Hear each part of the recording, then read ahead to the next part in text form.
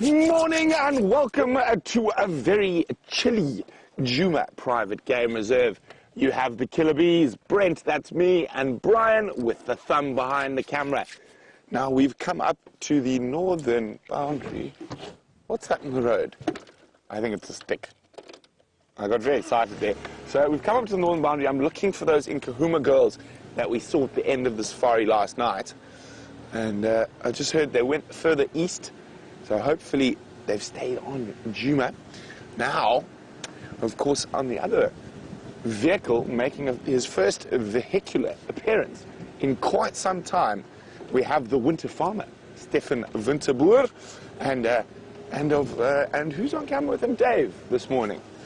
And then in the final control, we have Kirsten, and who else is there today? Oh, Chelsea Budden's there today. And remember, we're on a live African safari, and hoping to find some big cats, but also whatever else might be out here.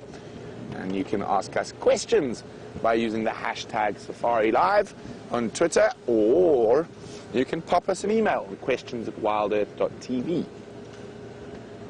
Okay, so we're going to check very carefully around here. The light is not great, as you can see, and makes looking for tracks a little bit difficult, but we will give it our best go.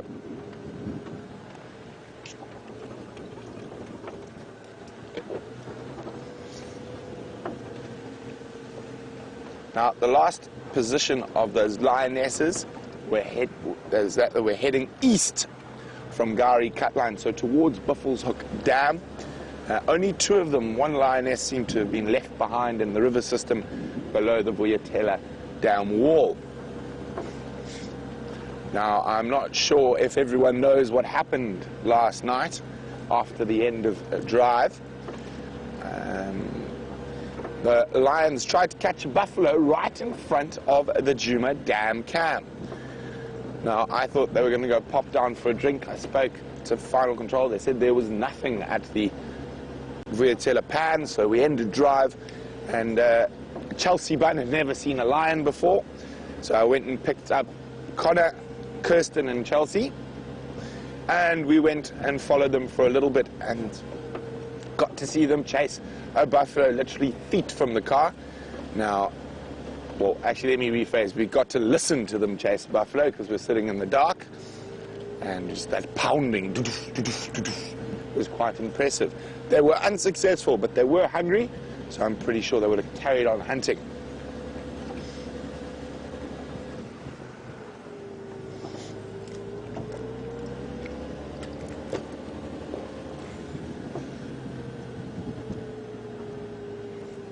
While we continue to search for the Nkahuma ladies, let's go see what the winter farmer is up to. Good morning, and what a wonderful, rare and special treat it is to have me driving in one of these cars. I must be honest, even at the snail's pace that I'm driving at the moment, things are still happening much faster than they happen on the bushwalk. I'm missing tracks, I'm missing things. It feels like I need to slow down even more than I am. But nevertheless, I'm going to give it a bash, and we'll see whether or not I'm able to fit right into vehicle safaris again after a long absence in the driving chair. All those of you who are joining us for the first time, welcome. And today I'm probably on a mission to aid Brent as much as what that goes against my very nature. And what happened to these Nkahuma ladies last night? Who inhabit home, their territory of our terrain, and I want to put that down a little bit. I have yet to master the skill of having 3 different voices in my ear.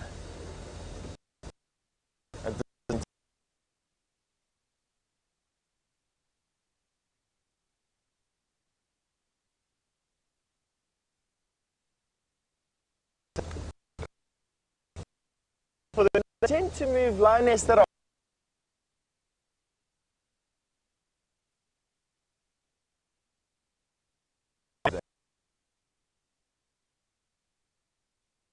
they tend to move relatively fast. They run until they run out of when they're hunting. It's easiest to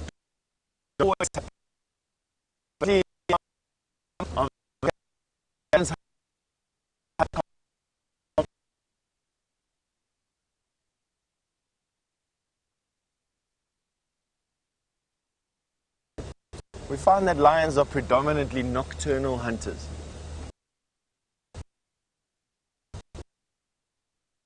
It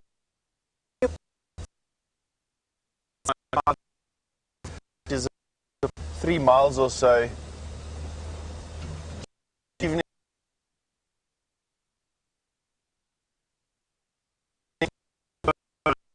That food. You can do about 3 weeks without really needing a meal.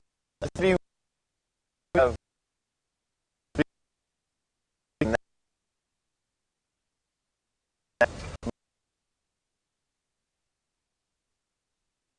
longer than at about 2 weeks are starting to look ragged, and at a month without food can't even stand anymore.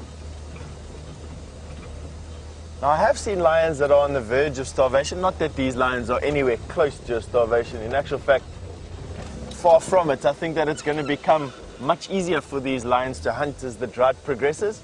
The reason for that is animals have to drink.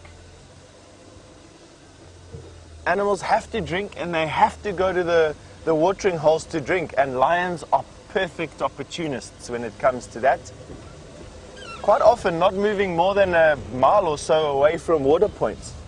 I remember quite fondly a dry season in 2009, I think, where a pride of lions basically put up shop, for lack of a better word, right at a watering point, a seep, a natural seep that came out from underground, and animals would walk right past them, feeding on one of their comrades, and drink and come back again, knowing full well there was no other choice for them to do anything but that.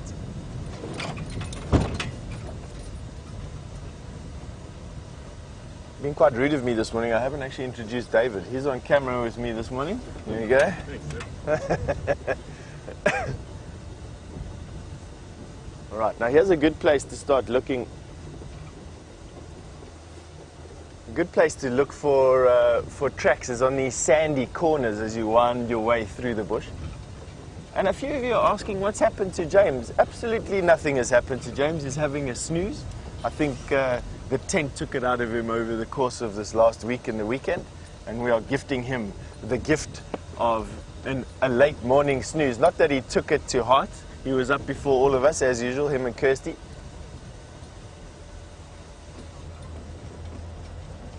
So nothing really wrong with him. He's all fine and well, and will be even better once he's had a little bit of sleep and a rest. All right, now these are these exposed plains, which are really good for lion.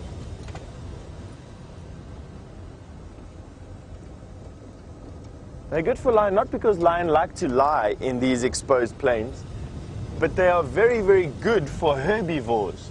Lots of herbivores in the area enjoy sleeping on open areas and will go towards open areas at night time. And for the simple fact is that the short grass and the open bush affords them the ability to see deeper into the bush and therefore give them a little bit of a larger pre-warning zone before predators run in there. Nothing here today. Let's have a look at what's happening here on this corner.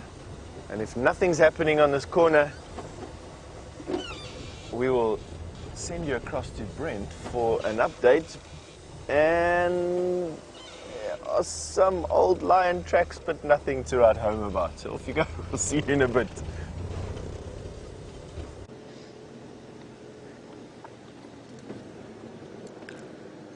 We're going very slowly at the moment. I just want to make sure that those lionesses haven't disappeared to the north. We're about to pop down towards the Buffalo's Hook waterhole. And we've got no tracks coming out yet, so far, so good. They're still in Djuma. Really hoping with this weather that came in last night that they're managed to catch something. Now, hopefully they caught something big.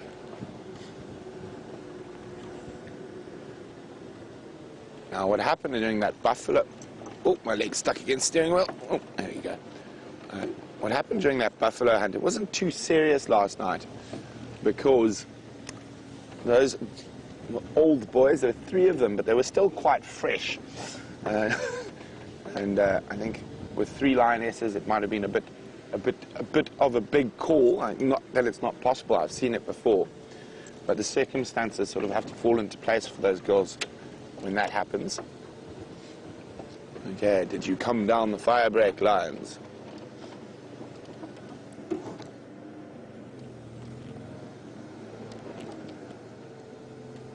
You did not.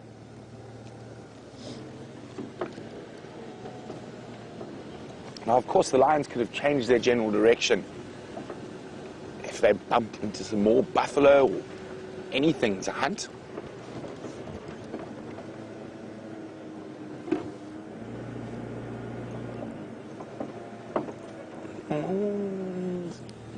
Zebra tracks.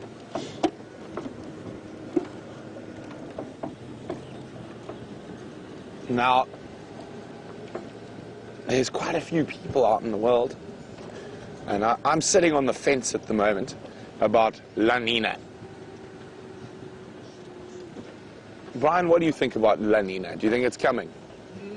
Maybe. Maybe. See, I'm with Brian, and maybe. But potentially more to yes than maybe. See, I'm leaning more to no, but we will see. So what La Nina is it's the opposite of El Nino. Oh, there's a hippo going out the water. We'll discuss the weather after we've looked at the hippo.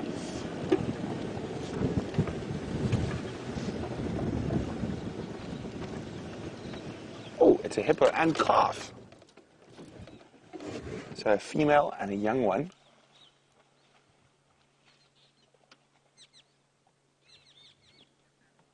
Now you probably find what's happened is that they might have even been pressured by the lions into the what's left of the Buffalo's Hook waterhole, and the lions might have moved off, and they're now going to try and make their way towards a deeper waterhole in the cool of the morning, and nice and overcast.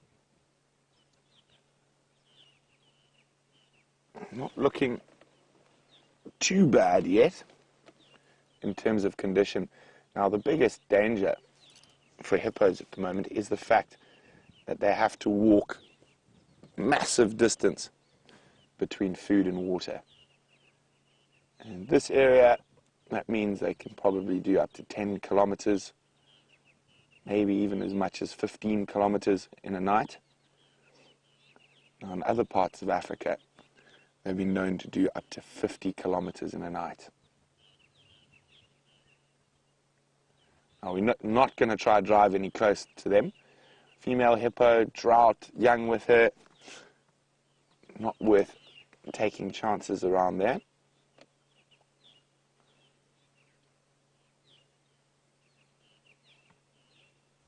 Also good to just listen to the dawn. I'm very happy. It was spitting rain when I woke up this morning, and it's not at the moment. We can hear an Egyptian goose.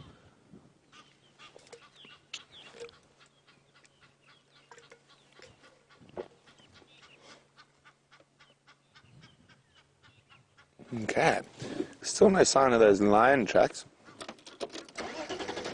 So we were talking about El Nino and La Nina. So Brian thinks possibly yes. I still think it's more likely to be no. But if it is a yes, Yuri and Hippo are being very clever by bolstering all the dams, because if it is a yes, we're going to get early rain and we're going to get lots of it. And, well, in Africa, eventually after drought must come flood.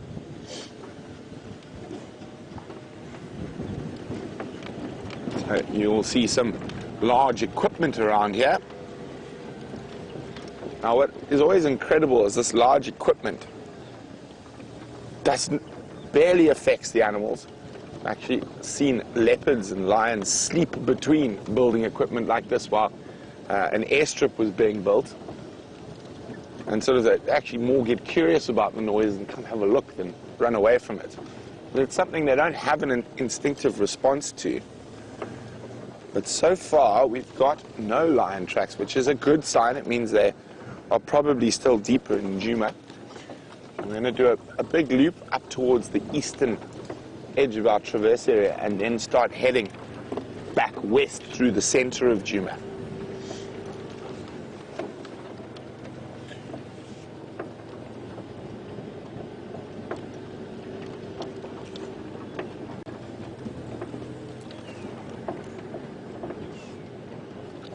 Morning, Siberia. Siberia, I'd like to know if one of those Nkahuma lionesses still has a den very close to Djuma. Yes, she's moved to a second den. It's actually closer to the Djuma boundary now, but still unfortunately just to the east of our traverse area. But those cubs are going to be getting big enough to become mobile and start moving towards kills shortly.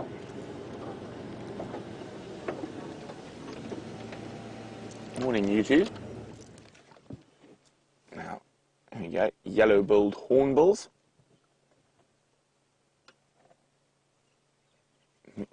Not looking overly impressed with the weather. Come on, do your talk. Quite often when you drive next to them, you turn the car on and they start doing their display. Oh, they're going to fly off.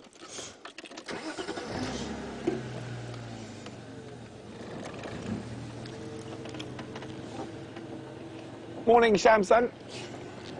Shamsun's wondering what's more difficult for the animals to deal with, the drought or flood. I would say definitely drought. Flood only affects the river systems and things like that. I mean, it gets very waterlogged and certain animals do have a hard time of it. But drought definitely affects a far larger number of species. Now, even when we have a flood, little rivers like the Mawati will only be sort of raging torrents of impassable water for an hour or two before they go back down, and that, even then they don't flow for very long after that, and it's just a trickle.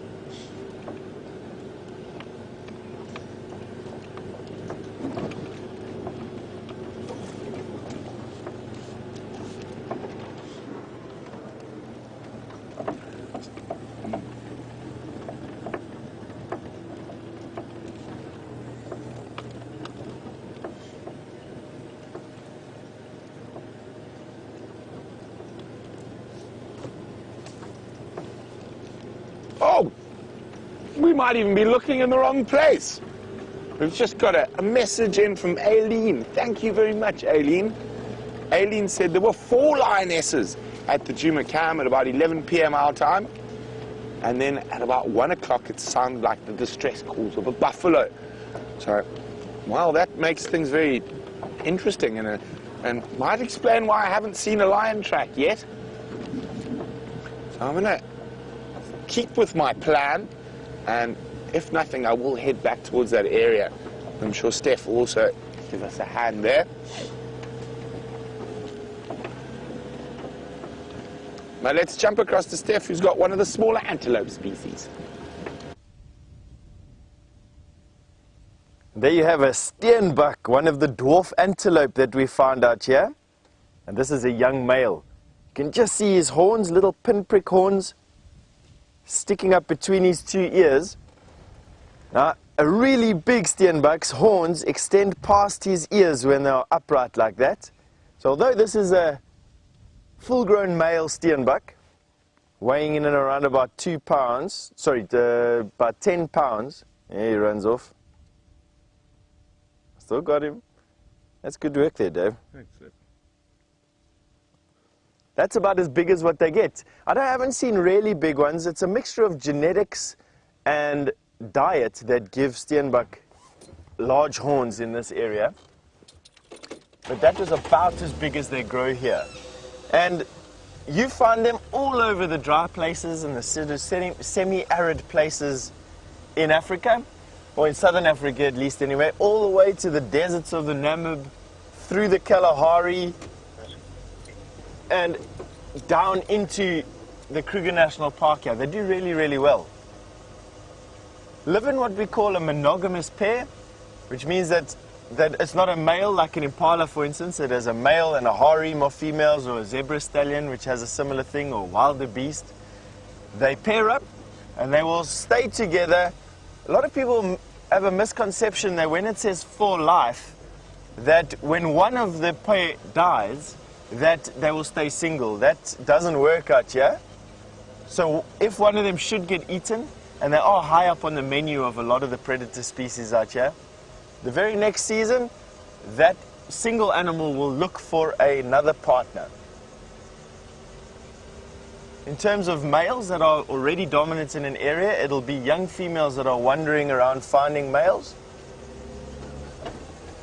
In terms of females who don't have areas, they will start to wander around looking for males that have lost their mates. And they will pair up again, but definitely not more than one or two. And although the pairs look like they hold a territory together, I have read some recent reports that say that the two are only really together when it's time to mate. For the rest of the time, they feed and actively forage around one another in their tiny little territories. Sort of a loose association. And in the deserts, there's a very ancient tribe of people called the Bushmen.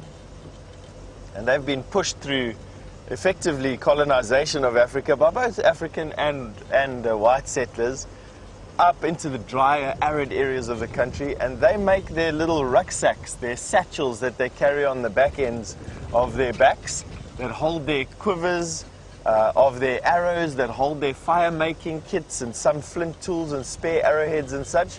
They make them out of the skins of the steenbok. Essentially tying the left front leg to the left back leg, and vice versa with the other side, and then slinging it over their shoulder, upside down. An interesting way of making a backpack, I must be honest. Alright, now I can report that from the looks of things, the lioness did not cross out east across our boundary, and that's quite promising. Brent has done our northern boundary up to Buffelshoek Dam. I've come and done our eastern boundary along Cheetah Plains, and all the way from way back in the south to where we're coming up to now, which is the corner of our northern and eastern boundaries. I haven't seen any signs of these lionesses crossing over into Torchwood, and Brent hasn't found any of them crossing into Buffelshoek, which is good. It means that they may still be on our property.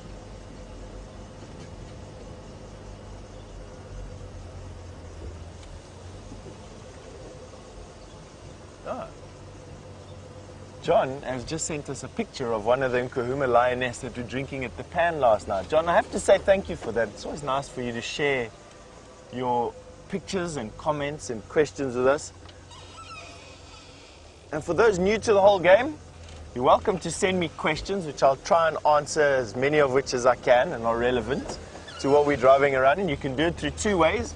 You can email it to questions@wildearth.tv, or you can send it to the Twitter handle #SafariLive, and we'll try and screen as much as we can and answer as many questions as we can as quickly as we can as well.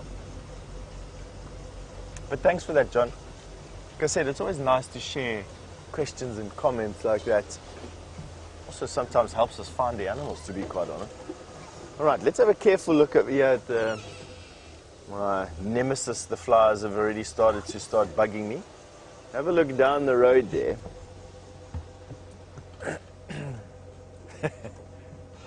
That is, for me, always quite a nice sight. I love these roads that stretch away into the distance. You can see all the way up there. This is Buffelshoek and our northernmost boundary through the wilderness.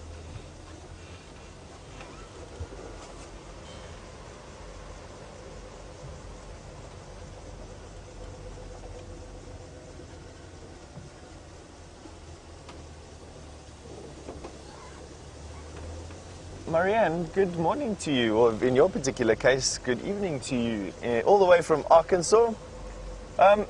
Marianne, I have happened to find an elephant tusk on a walk before. I found several, in actual fact. Usually where elephant tusks have been broken off during their feeding, you sometimes find them now, especially in the dry season, near hardwood trees. I haven't found much else, to be honest with you. Elephant tusks are fairly resistant to being eroded or weathered away. And so they're quite durable out here. For the rest, we just see a bunch of bones, really, and the discarded remnants of kills. So when you're walking around and you are looking for things out here, you find tusks mainly, and they're very rare to find actually. I mean, I think I've probably, if I can count in almost a 2-decade-long run doing these types of things, I found about 4 or 5 elephant tusks on walk and on drive. By far the most common remnants of anything are what's left behind after lions or leopard or cheetah or wild dog have been in the area. I'm just having a look at these junctions. Many of you might already know this, but when we put these roads into this area, they were laid down on existing game paths. When settlers first came in, they would have been mostly on horseback and on foot, and they would have traveled the game paths to and from feeding and water areas, and from one place to another. They would have traveled them in an effort to, firstly, to hunt the animals that were living over here for food, and secondly, to view them much later on when tourism became, or came into being. Ecotourism, that is. And they would have laid these laid the roads down on the game paths that were most prevalent at that particular time. And the animals today still use the roads, still use these old highways, these ancient highways, as roads from one place to another. And it's always a very good thing. You'd notice Brent is a far better tracker than me, spending a lot of his time scanning these roads for tracks and scouring the junctions for signs of passage. For myself, they hold a transient interest, I must be honest with you. I'm more interested in the smaller things out here, the micro world, so to say, beetles and bugs and insects and snakes.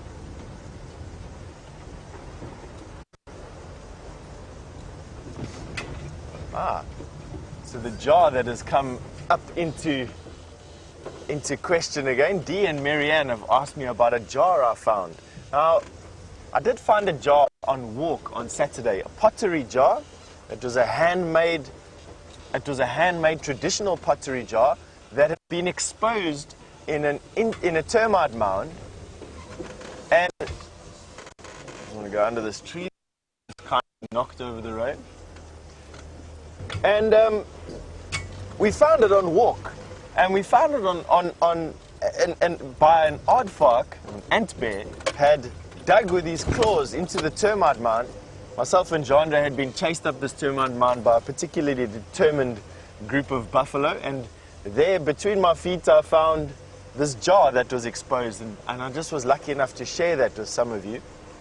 And we washed the side of the jar open with some water, and on it we could see that it was a handmade jar. You could see the rough clay, and you could see the clay fired. Oh, here we have a kudu. Carry on with my story now. Let's have a look at some of these.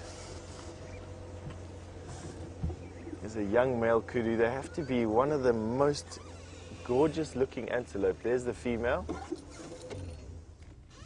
They're beautiful soft faces and milky lips. The largest of the spiral horned antelope that we found here, a good 500 pounds worth. Not for that female, but that young male that we saw will grow into this mighty being in the next couple of years. Within the next 5 to 6 years or so, he will be there's some other kudu and impala on this side. We've driven into the middle of a collection of animals, not quite the teeming hordes of animals that you see in East Africa in certain places. And that's quite simply because the carrying capacity of the Kruger National Park is lower than that of equatorial Africa, and especially equatorial Africa on the great volcanic plains in Kenya and Tanzania. Here we have about 10 animals. Oh, there we go. Also a young male. You can see that he's going into his 3rd year. Those horns that are still, the tips of his horns that are still pointing away from one another. Here he goes. They're quite often referred to as the ghosts in the bush.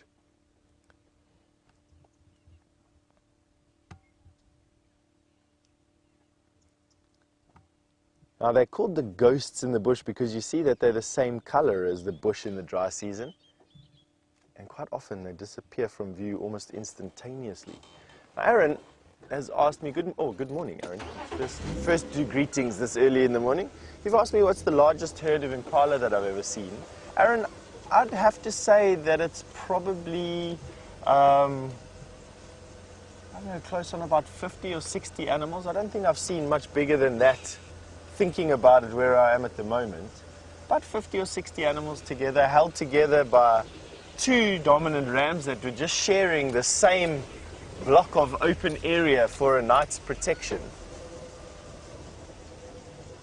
Now back to our pot. So basically I found this clay pot. It was a traditional clay pot made in the traditional way, or baked in a termite mound, and with 4 or 5 lines of patterns scraped into the side. And at the time, and having conferred with Herbert, who is a local Shangaan guy, we deduced that it must have been a treasure pot. What a lot of people do is they used to put their treasures into a pot and bury it in a termite mound, and the activity would cause, the digging activity would cause the termites to then cover up the pot, and only he would know where his treasures are. But after conferring with the landowner here, and also he was very interested in the pot that we found, it could also be a burial pot. Now it doesn't mean that there's a grave there. In actual fact, he was quite certain that it didn't mean that there was a grave there, but it's an offering to the ancestors. Out here amongst the local Shangaan, the worshipping or revering of ancestors is still an honored, it's not quite a religion, but it's basically what they do out here. I don't know how else to articulate that. And they would bury these pots with offerings of beer in termite mounds like this to appease ancestors on the land that were tied to the land.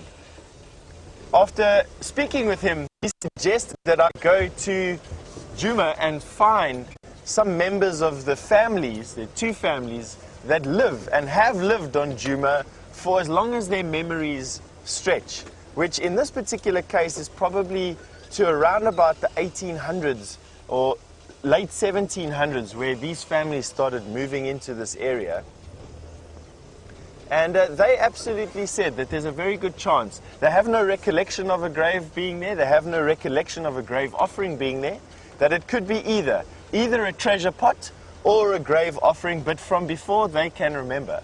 And we've actually got an excursion planned out there for probably this week sometime. That was when the date was set, where we'd take members of this family plus the landowner, and I'd go show them this pot, and then we'd decide amongst one another what the pot is, and whether we should just leave it or whether we should uncover it and bring it into a museum somewhere, our museum or into one of the lodge museums. If it's a burial pot, we're not going to touch that. If it's an appeasement pot to the ancestors, that has to stay in situ. We may not remove it. But if it's a treasure pot, then a discussion will be had around, do you remove it to see what's inside of it? Obviously, I'm wanting it to be a treasure pot. Not that I would have any claim of it. Alrighty, now I'm sure with the amount of time that you've been with me that Brent is itching to tell you about what he's found. I have no doubt that he's probably circled Djuma 500 or 600 times in the time you've been with me. And we're going to send you over to Brent for an update.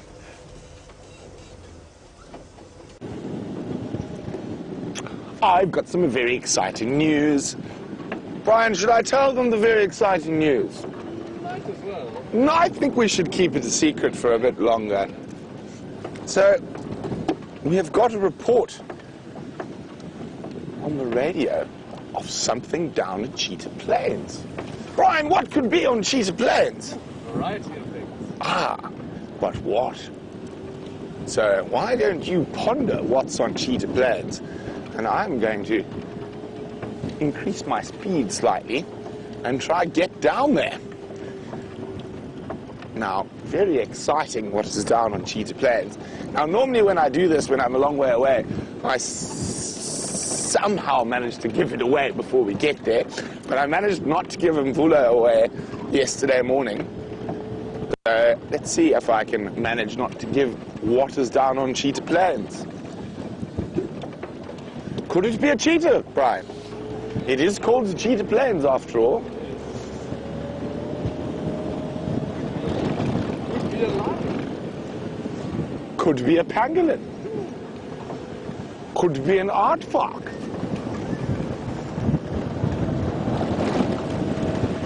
But it is very exciting. And remember, if you've just found us, we are rushing to a surprise sighting live in the African bush. And if you want to know more about the African bush, you're more than welcome to ask Steph or myself, and you can do that by popping us an email and using the email address questions@wildearth.tv, or you can use the hashtag #SafariLive on Twitter. Or if you want to ask the cameraman a question, you can use the same, and I'm sure they will be happy to answer.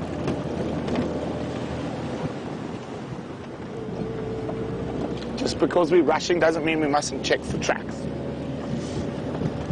So it is very exciting. We are heading east now on Gauri Main. This is the main access road down towards Cheetah Plains. It's very, very chilly, but we will deal with the cold. Brian and I are both not lovers of the cold weather. Brian, however, has got the largest blanket in the southern hemisphere around him. But the cameramen do have to sit up out in the wind. I've at least got a bit of a dashboard to protect my legs, so we won't tease him too much about his blankie, because I've also got a blankie.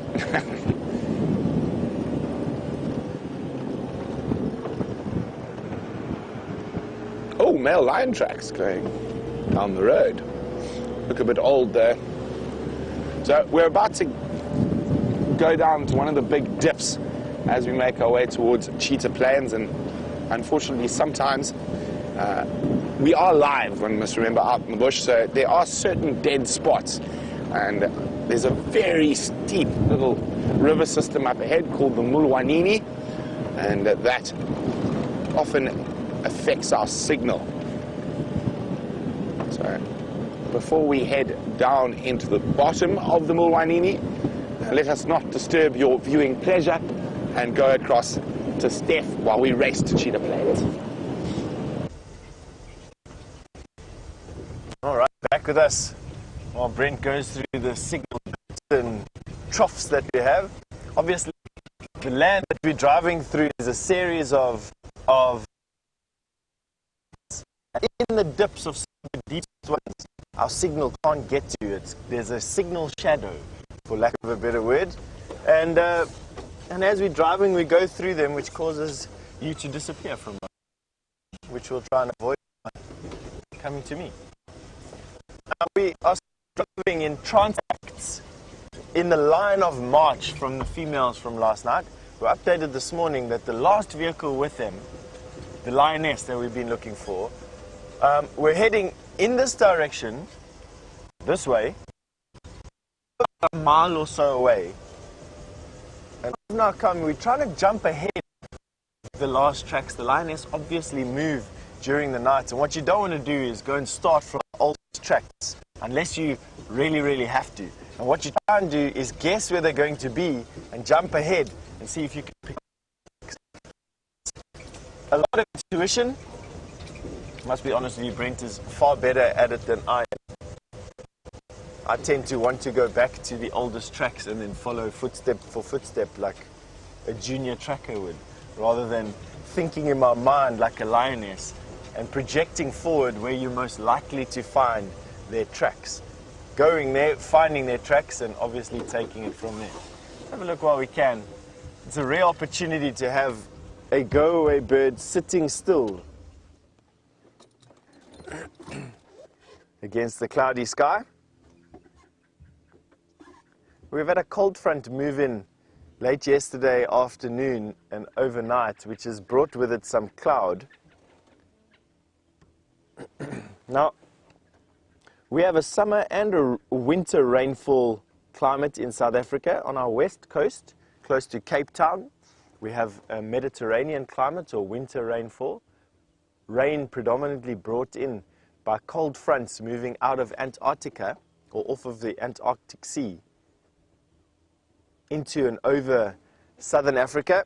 In this particular area, we're supposed to have a summer rainfall area, and we get our rain generally from tropical air sucked out of the equatorial Africa, or in rare occurrences, our heaviest rain comes in by cyclones off of the Indian Ocean and between the Mozambican Channel. And that's the cloud that you're seeing at the moment. This cloud is just the remnants from a cold front out of Antarctica. Not really what you're watching now. I've said nothing about the grey go-away bird. Excuse me. And that crest that you're having a look at is diagnostic of these particular birds, this family of birds or this group of birds called the turacos. Almost all of them have these crests. I find that the grey lory's crest, or the grey go-away bird's crest, the one you're looking at the moment, is probably one of the most fantastic of all their crests, only because they can erect it so straight and upright. Frugivorous birds, and by that I mean they are generally eating fruits and berries and nuts and seeds. They will take insects on occasion, I think. It's actually trying to confirm that at the moment. Let me see. I quite enjoy these birds. They've got a very raucous call that sounds exactly like they're saying go away, which is where they got their name, the grey go-away bird from. Let me see if I can find you a picture of some other turacos. All right, so food, mostly fruit, but also flowers and buds and insects and nectar. Let me show you how colorful this group of birds are. These are all the turacos. This is the one that we're having a look at right now. And you can see how fantastically colored all of these ones. The one that you're looking at now, this one is also resident in this area. We find a lot of them in the riverine bush. For the rest, we don't find them here at all. The rest are all forest birds, with the grey go-away bird being, and the purple-crested lory being, these two here, being the only true bushveld ones. Aren't they fantastic? I would almost argue that the grey go-away bird is the most bizarrely colored of all of them, considering it is completely lacking in color. Very nice. All right. I think we can carry on going. Carry on my endless search for these cats that are seemingly trying to avoid me as best they can for the morning.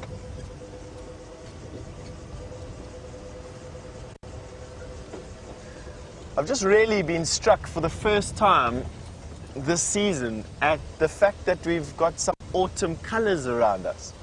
Now, we don't have a very big autumn. We just sort of got a wet year that goes into a dry portion of the year. But it has struck me that we have many different colored trees around us at the moment. Yellows and reds and oranges. It's just really pretty, to be quite honest. And we've got an elephant just pushed over this tree in our way.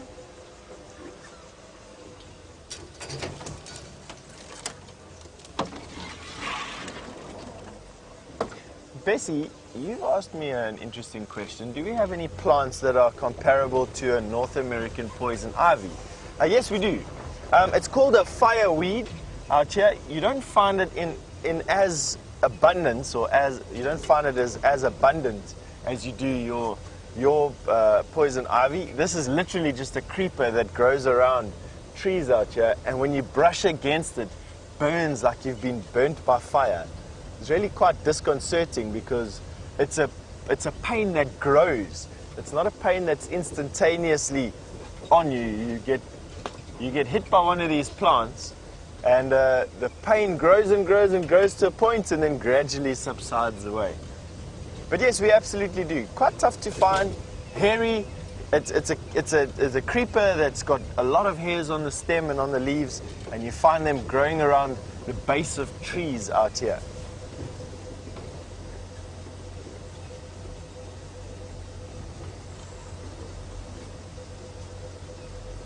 Right, now we're coming up to a series of drainage lines. Now what a drainage line is, it's after a seep has wept out its water and there's a bit of runoff happening, water collects in depressions and little gullies and little ravines. We call them drainage lines out here.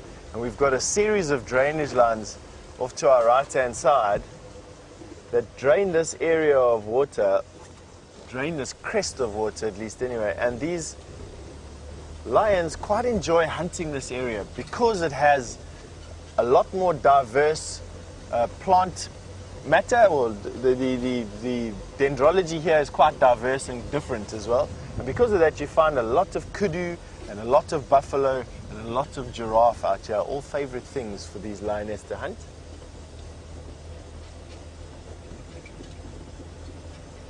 And quite often I've seen these lioness moving through this area. We're just going to keep our ears and eyes open.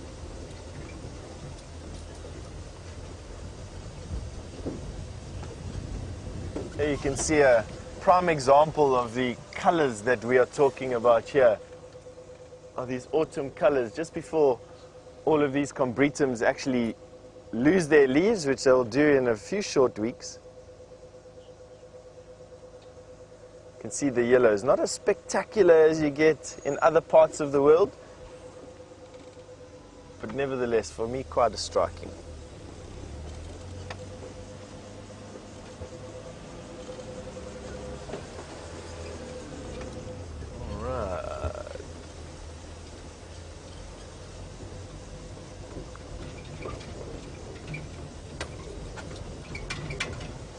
Funny, I was asked a question the other day about why we haven't seen that many giraffe lately, and that's actually a very good question. I actually couldn't answer it, to be honest with you.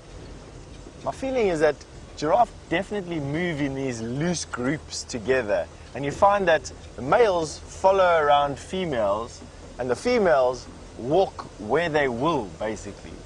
They have a home range. It's not a territory because they don't defend it and they don't mark it out, but they won't walk, for instance, from here to Zimbabwe. They will stay within a certain range. That range is fairly big.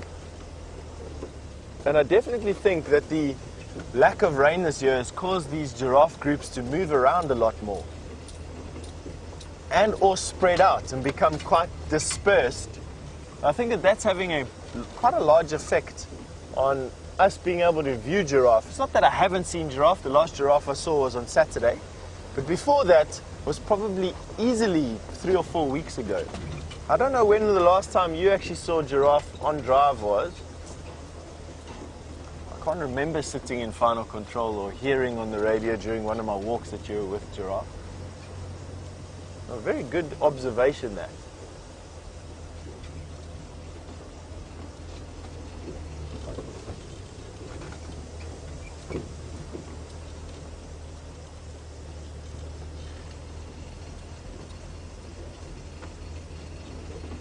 Definitely a distinct lack of life around Djuma this morning.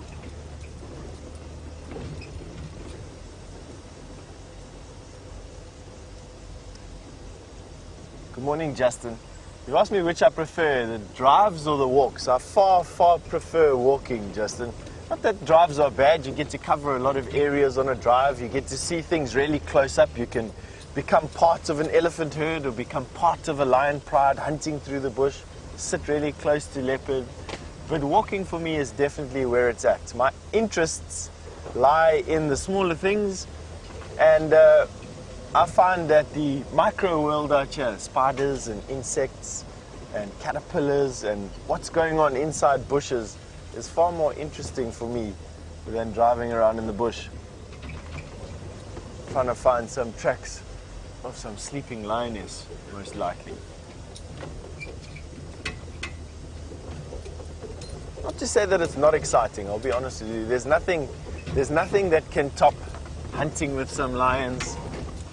Already we're going through some bumps over here. Hunting with some lions or spending time with a leopard as it prowls through the bush has to be one of the most pleasurable times.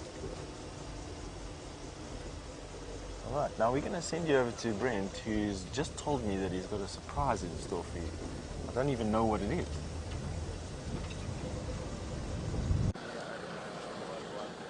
So what is it? What have I found? What has Andrew and Ephraim found for us on Cheetah Plains? Have you guessed yet? Should we show them now, Brian, or should we? Let's show. Let's show them. There we go. There we go. It is Quarantine. I know he's a firm favorite of a lot of our viewers. Karula's last successful litter produced these two beautiful boys, Quarantine and Kunuma. Now this is Quarantine. He's looking a little bit miserable this morning with the weather.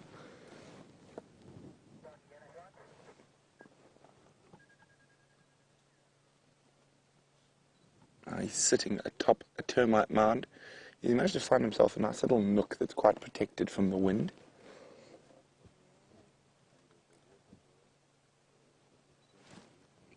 So he's probably 80 meters from the last place we actually saw him here on Cheetah Plains. He's just to the south of 3 in a row pan.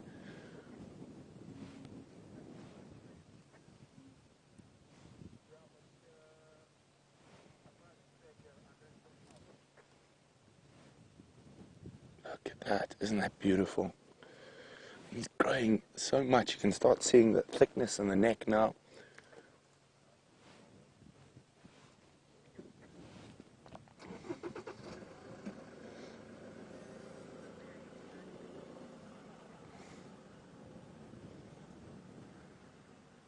So I know a lot of you are as excited as I am to catch up with this leopard.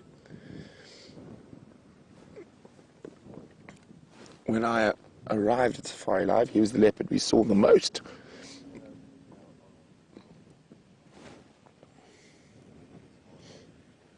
Oh, it's difficult to see how full he is, but I think he's looking a little bit hungry.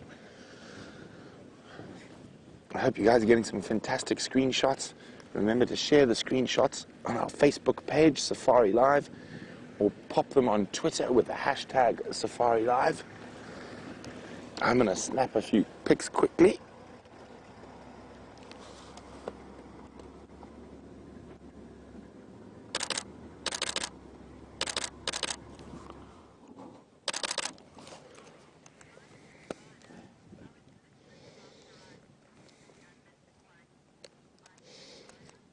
Well, hi Mike in Florida. Mike says he was literally about to tweet that he misses the Quarantine male leopard. Well, there we go, Mike. Especially for you on this sunrise safari, we have Quarantine.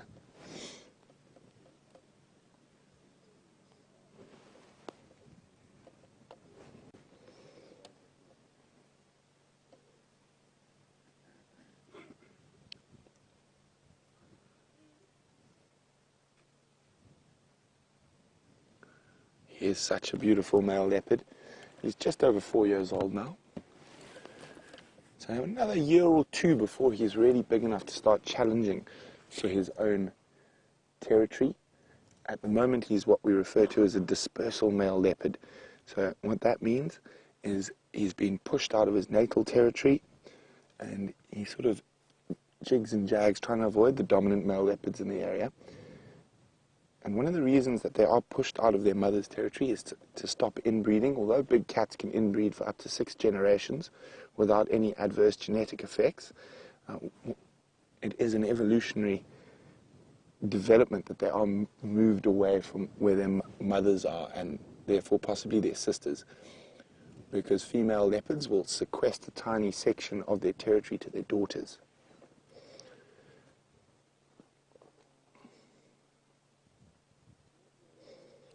Now he's moved probably 10 or 15 kilometers from his natal territory, but in some cases dispersal male leopards have been recorded moving over 400 kilometers from where they were born.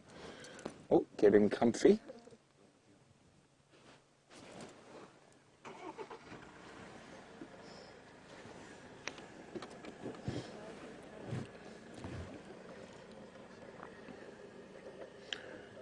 So Dawn's wondering, how does a leopard's fur feel? Is it soft or is it coarse? Well, the belly fur is quite soft. It's not nearly as soft as a domestic cat, for example, but it is less coarse than a lion's. How's that, Brian? His head's really tucked in there. I'm just making some space for Abel to come in behind us.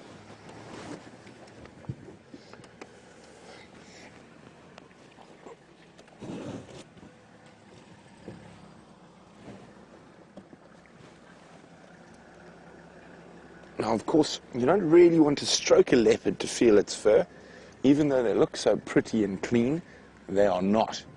Lots of ticks, ectoparasites, mites, and also a very strong possibility of getting tapeworms, liver flukes. So if you ever do handle a leopard, it's always best to wear gloves. And so the wind is coming from the south, which is from behind that termite mound. So he's got that little ridge there that's protecting him from the wind. Nice little warm spot.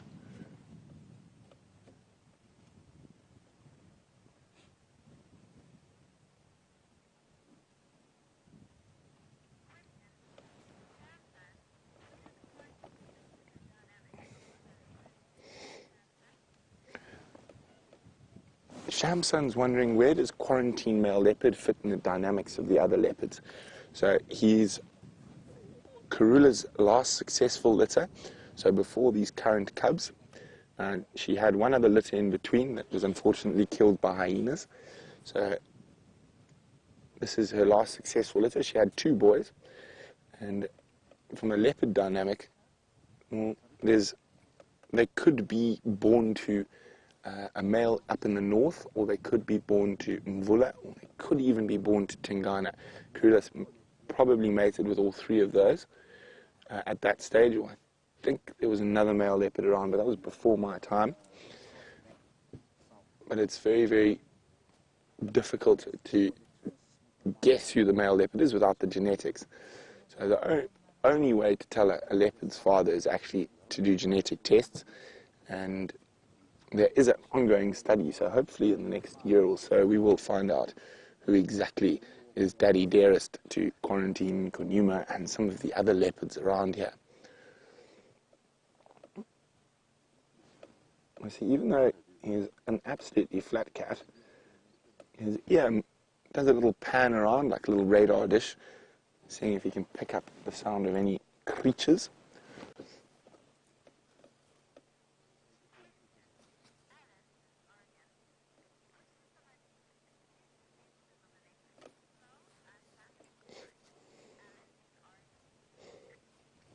Morning, Alice in Oregon. Alice is wondering, which is the most acute sense in a leopard? Is it eyesight? Is it smell? Is it hearing? I would have to say it's probably hearing and eyesight. And smell, they're very good, all their senses. Now, their sight works a little bit differently from the way ours do. They don't see the detail that we do, and they also only see in grey. So their eyes are sort of designed to pick up movement rather than detail. But their hearing is also exceptional.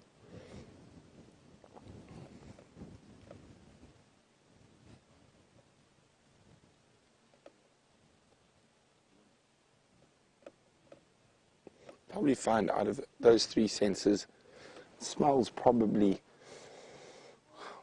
the most, well, the least prominent of the three, even though a leopard can probably smell 25 times better than we can.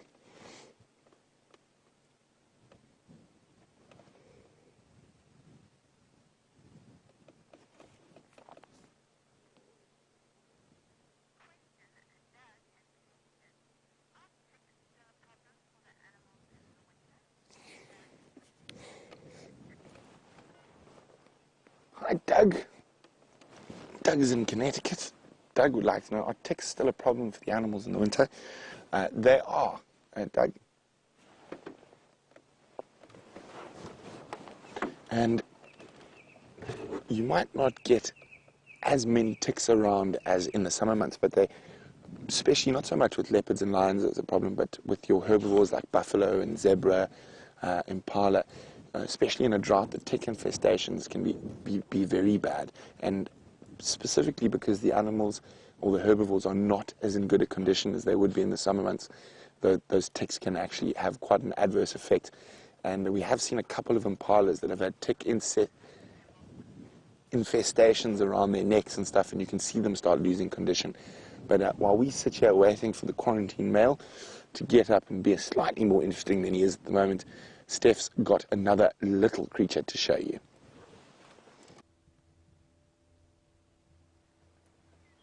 And of course, as Murphy would have it, that little creature disappears behind some bushes as we come across. Well, we'll try and show it to you again. It's a steenbok, another steenbok. Seems like that's the only thing I'm good at finding today. We're going to see if we can get a little bit in front of him. Not quite as big as that male was from yesterday.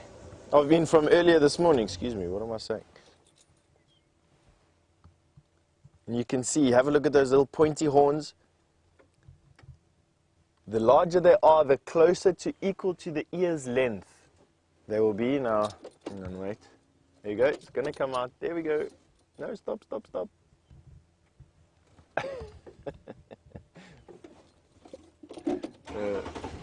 Obviously feeling rather exposed in the open areas, and for good reason.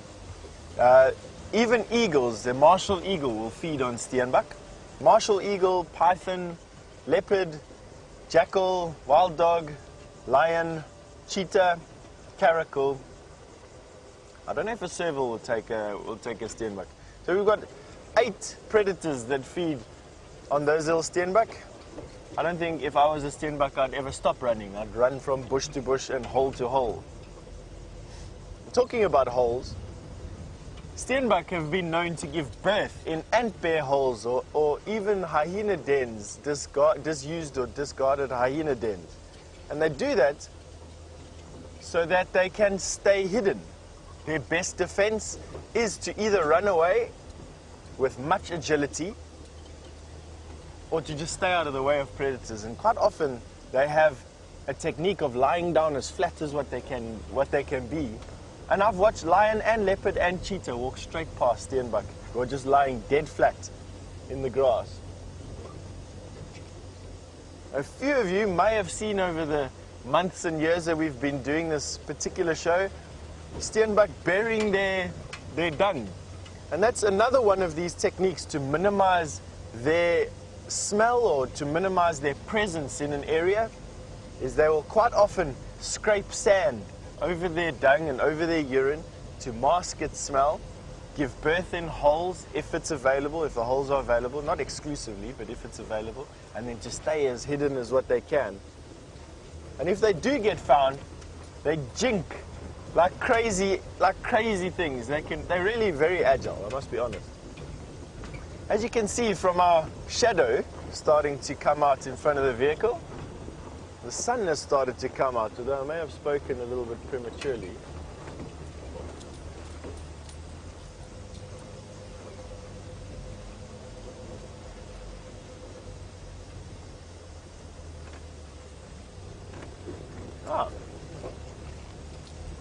Boyd, all the way from North Carolina, good morning Boyd, has asked me, has it ever snowed in our area here? And if not, how far would I have to travel to get to snow?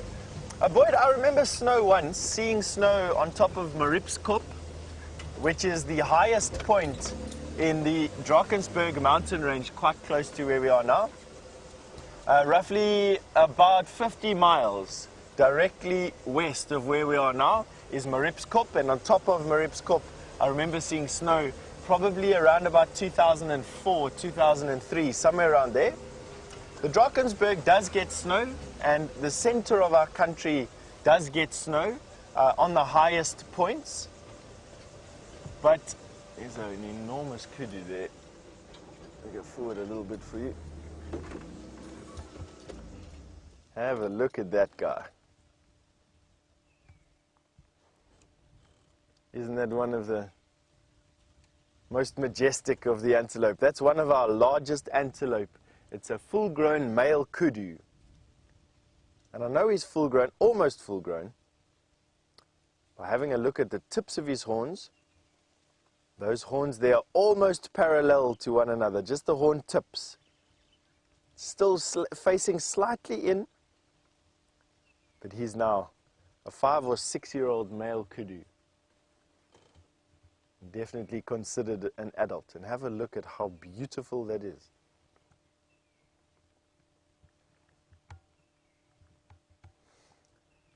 Joey, you've asked me all the way from Australia, what are the main kudus what are the main predators of the kudus?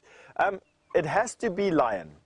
Lion are the only predators large enough to take on an animal that weighs 500 kilograms, or 250 kilograms, about 500 pounds.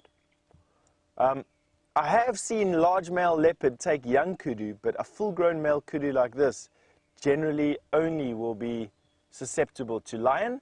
On the odd occasion, and in some areas, you do get hyena that will also take down kudu, but they will almost always have to do it in a group. But a one-on-one contest, only a lioness and a male lion are large enough to take down a kudu on a one-on-one contest. Leopard will take young kudu, wild dog and hyena will take kudu, but only when they're in a group. As you can see, he's got his face in a bush, and that's because he eats leaves. He's a browser. Now, they have a very varied diet. Kudu eat around about 150 different species of plant. The only animal that eats more or has a more diverse diet to a kudu is an elephant. I'll have a look, perhaps if he does it for us again. When he eats, it's a bizarre characteristic of those horns, but the kudu can actually see its horn tip with its eye. Now, it doesn't look like that, but we may be lucky at this angle.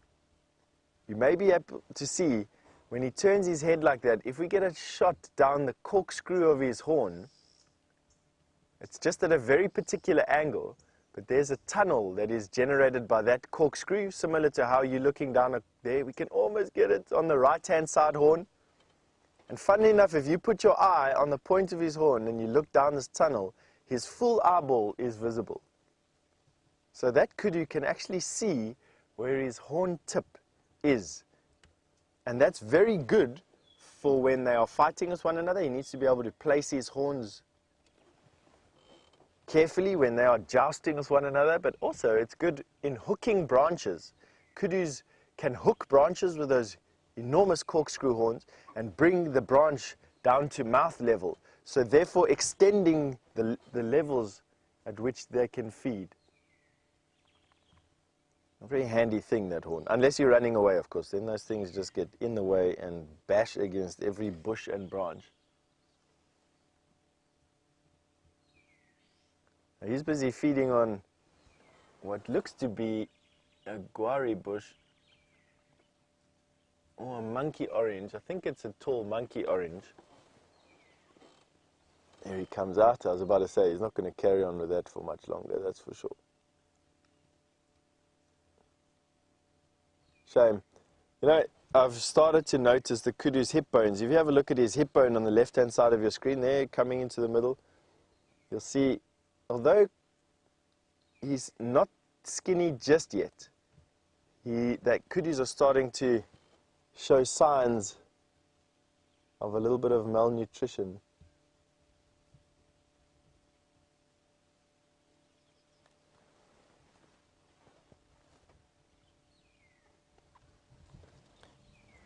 Welcome, Brian. You're a new viewer, and we have to say welcome to the show. If you've been watching for a while and are only sending your first question through now, congratulations. If you have just joined us, a very warm welcome to you. You asked a question, how do I tell the difference between a nyala and a kudu? Their size is different for one. A nyala is about half the size of a kudu, and they have a different colored coat. A nyala has a reddish coat, and a kudu has a gray coat. They still have those stripes and the dapples on them, but their colors, the size and the color would be the first indicator. As you then get a little bit closer, or you're afforded a little bit of a better view, male nyala have a dark chocolate brown coat that's very long. The fur is very long, and females have this rusty colored coat. But once again, much smaller than an adult kudu would be. Let's go around the corner here. This male kudu is actually in association with a few females.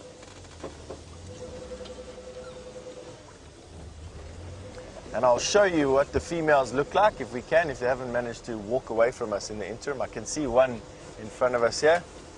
Let's go there. And you'll notice the dimorphism between the males and the females. In this particular group of animals, the spiral horned antelope, the males have horns and the females do not. And here we have a young male and a female and a young calf. See if we can get them all into shot for you.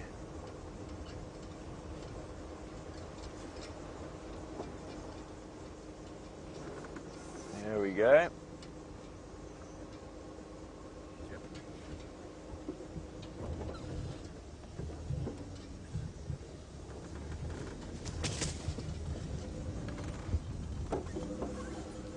Oh, just pushed my luck a little bit too far there. You see that white fluffy tail that comes up? You may have just caught a flash of it. Sorry, Dave. We're just busy searching just to the left of that tree in the back there. All right, now we try and search. Sorry, I chased away the kudu over there. And while we try and find some more things to show you, we're going to send you across to Brent with quarantine.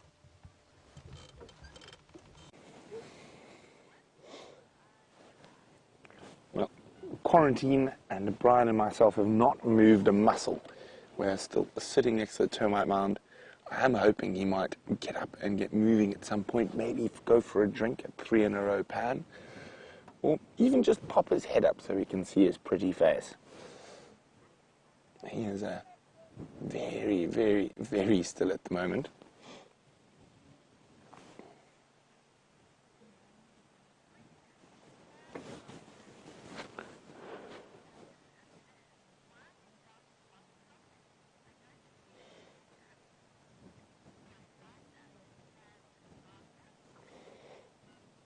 Hi, a sandblaster.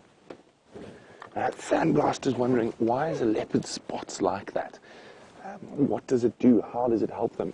You can't see anything plant-wise in the African bush that looks like that. Well, it's not to mimic something, it's to break the outline.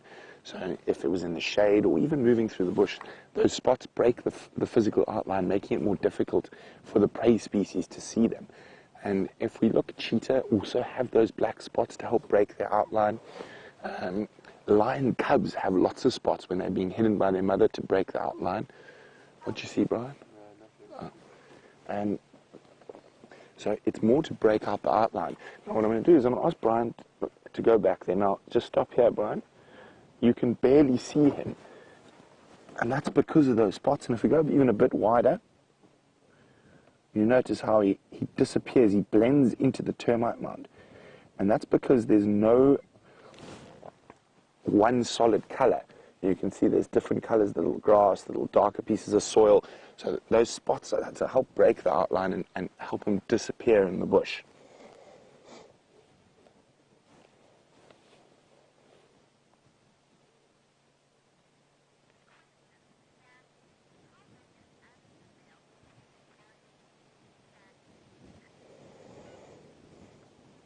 Oh, we had some movement. Sandy's wondering, how big is Anderson compared to Quarantine? Quite a lot bigger. I mean, he's one of the biggest leopards I've ever seen. I guess him to be around 90 kilograms, just over 200 pounds. I'd say Quarantine's probably not 150 pounds yet. So he's still got quite a bit of growing to do.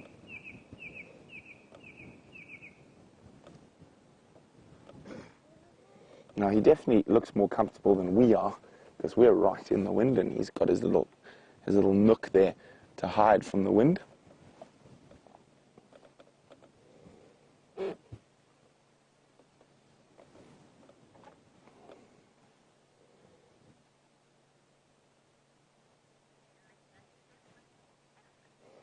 So while we sit here hoping for this big cat to get moving, let's go to Steph, who's got the biggest mammal in the world.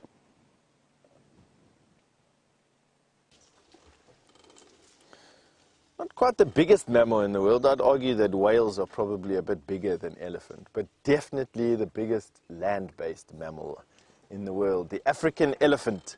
Welcome back to me. It's Steph, if you've just joined us. We're on Djuma Private Game Reserve here in the Kruger National Park with some elephant, a herd of elephant. Now, this herd of elephant would all be related to one another and headed up by that big female that you see in the top left-hand corner of your screen. She's what we call the matriarch. And matriarchs are all mommies.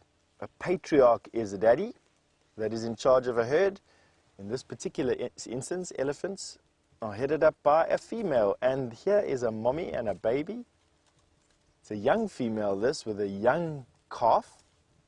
That little calf is probably around about 6 months old, maybe a little bit less than 6 months. And I would say that it's this female's first baby. She's quite small. She is probably as big as a minivan. And that's in elephant terms for quite small. With that baby being about as big as, oh, what can I say this baby's about as big as? Probably about as big as a full-grown sheep or a goat. Now what we're going to do is just sit very still. We've got the female approaching us. What we don't want to do is make her feel uncomfortable with our presence. We don't want to worry her in any way. She's got lots of avenues to walk in. What we want to do is give her the benefit of the doubt. Let's see where she goes.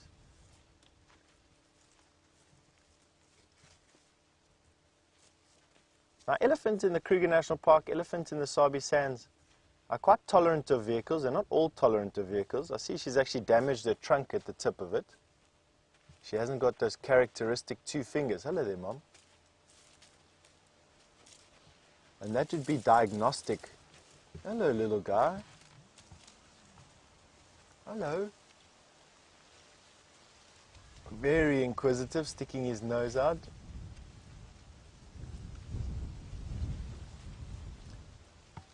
So that trunk of that mother that's only got no fingers at the tip, it's been damaged in a fire, or it was bitten, or something happened to it. Well, that would be diagnostic firstly, and apparently we see her quite often on drive. I think I've seen her once or twice before. She uses that trunk less like fingers, but more like a club to hook vegetation. And as you can see, I mean, she's young calf, doing good. She's in good shape. Oh, look at that. Tail up, a little bit uncertain. Before I start my engine, I just want to let them get a little bit further away. I don't want to give her a big fright. Let's see, there she goes. Now we can start the car and get into a bit of a better angle to see her with.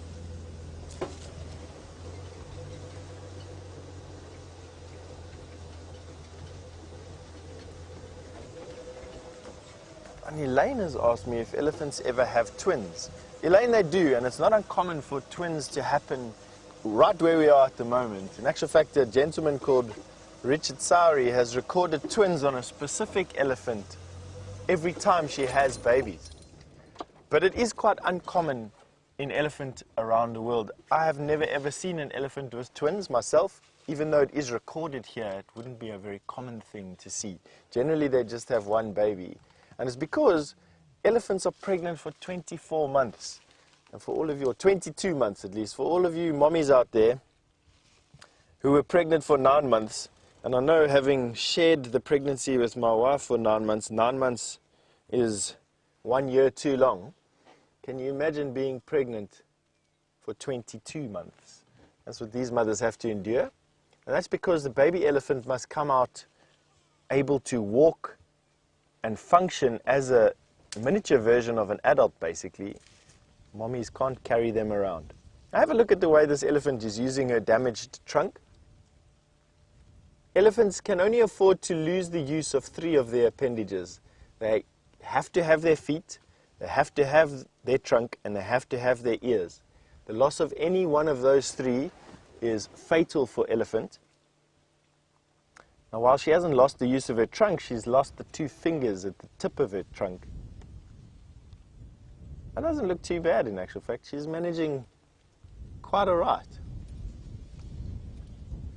Her calf is healthy, which means that she's still producing milk.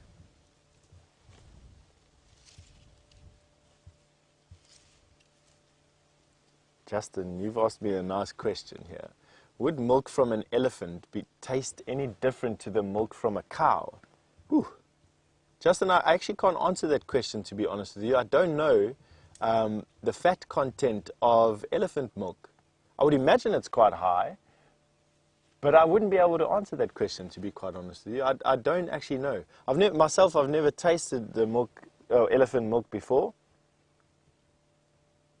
But if you want, you're welcome to research that, or any of you out there, you're welcome to research the answer to that question, and I'll share it with everybody. You can send your thoughts or your answers to questions@wildearth.tv or the hashtag Safari Live, and I'll try and share it before the end of drive if we have some answers to that. So the question again, does elephant milk taste different to cow's milk? And I would wager that the answer would come in trying to find a comparison in the fat content.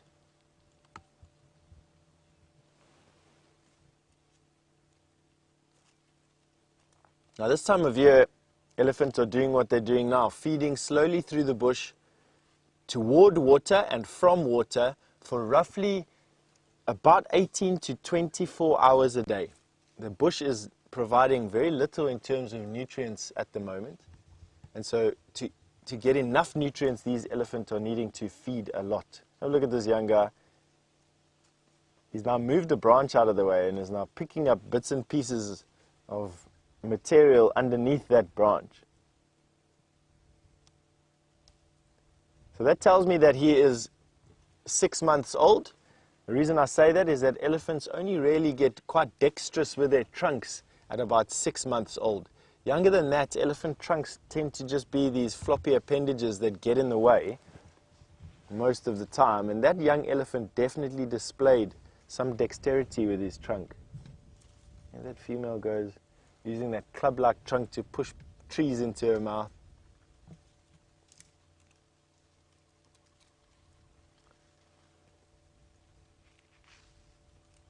It's just something pretty timeless when we're sitting with a herd of elephant that is as relaxed as what these are.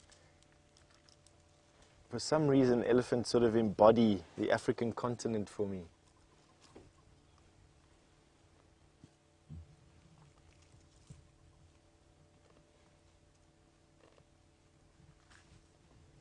And Christopher, all the way from Arizona. Good evening, Christopher. You've asked quite a nice question. Do elephants get sick with the flu like we do, or cold? And if so, would their trunk run? Christo, they are susceptible to a very wide variety of different diseases, elephant. I don't know if they catch the common flu like we would. They probably do get sick. I've seen elephant trunks running before, but I don't know if it was from a cold or whether it was from some irritation. I would probably say they can catch some type of flu, probably unique to elephant. But as do they catch a human flu, I would probably say no to that specific virus, but definitely they will be susceptible to viruses. I have a page somewhere in some of my research material which lists the different diseases that elephant can get, and it runs into a couple of dozen.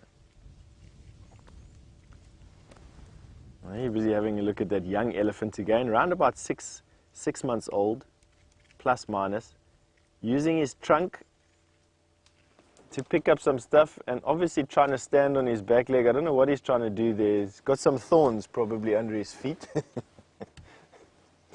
They are so comical, these young guys.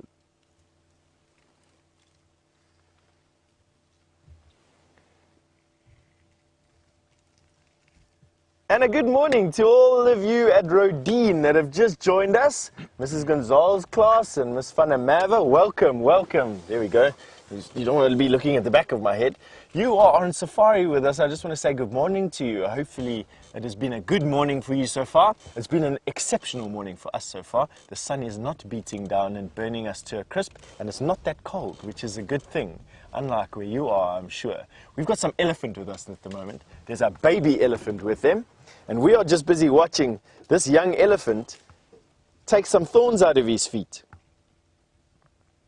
Now, I did mention, you may have caught it, that I think that this elephant is about 6 months old. And the reason why I'm saying that is because he can use his trunk. Elephants only start to use their trunk at about 6 months. Before that, their trunks are just these floppy arms that come out of the top of their faces, or the middle of their faces. Now, I want you to do something. I want you to grab your top lip and your nose at the same time, and I want you to pull them out as far as you can. So you're going to grab your top lip and your nose with your one hand, and you're going to pull it out as far as you can. And that is a trunk. I'm going to show you. You do this, and you pull that, and that is the trunk of an elephant. That is where the trunk comes from. It's an elephant's top lip and nose, and pulled out, and it's got 2 fingers at the bottom that are made from the tip of their nose and the tip of their trunk, and they can use that to pick up things in the bush and put it in their mouths. Isn't that amazing? Did you all get that right? Hopefully without getting too much stuff on your fingers. Now, this is one family. That's the mommy elephant that you're having a look at. And that was her baby that we were with at the moment, and they are going to be feeding into that thick bush. We can't go into that thick bush. We will get a puncher, and I can't carry this Land Rover on my back. All right, but we're going to send you over to Brent. He's got a little surprise just for you.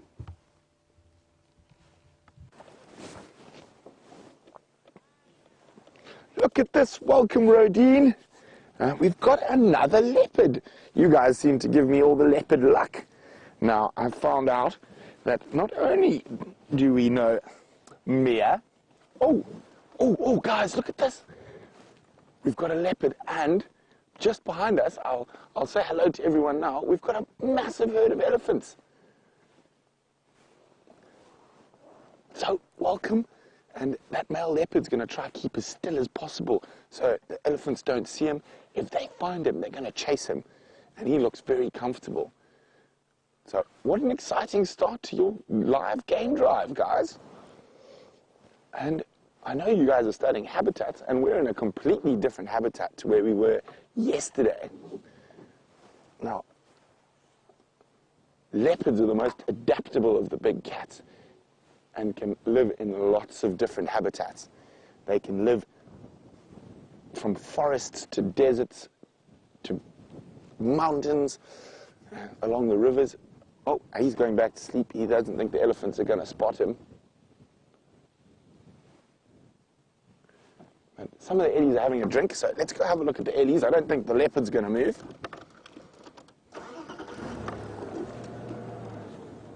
Now, I found out that not only do we know Mia and Gracie in your class, Or someone else in your class says, Dad is a very good friend of mine. So a big hello to Savannah Morley. Hi Savannah, I hope you're having fun on the game drive. I know how much you love game drives. So there we go. And that's the best thing about being out in the bush. You never know what's going to come around the next corner. So we were sitting with a leopard and a big herd of elephants suddenly snuck up on us. Hi, Sienna. Sienna would like to know how big or how long is an elephant's trunk. So it all depends on the size of the elephant. A big male elephant, its trunk can be nearly 2 meters long. A female like that one there, from the top of her nose down is probably, what do you say, Brian, 1.5, 1.6 meters? But there's a male there, and he's still a young male, but his trunk, you can see, is much longer. Now you can see this is a very, very different habitat to what the one we were in yesterday. We were in a little river system yesterday. Now we're on a crest. So there's some water here, and that's what's bringing the elephants and bringing the leopard here. But we'll have a look at the habitat a bit more carefully. The trees are going to be very, very different in this habitat to the one we were in yesterday.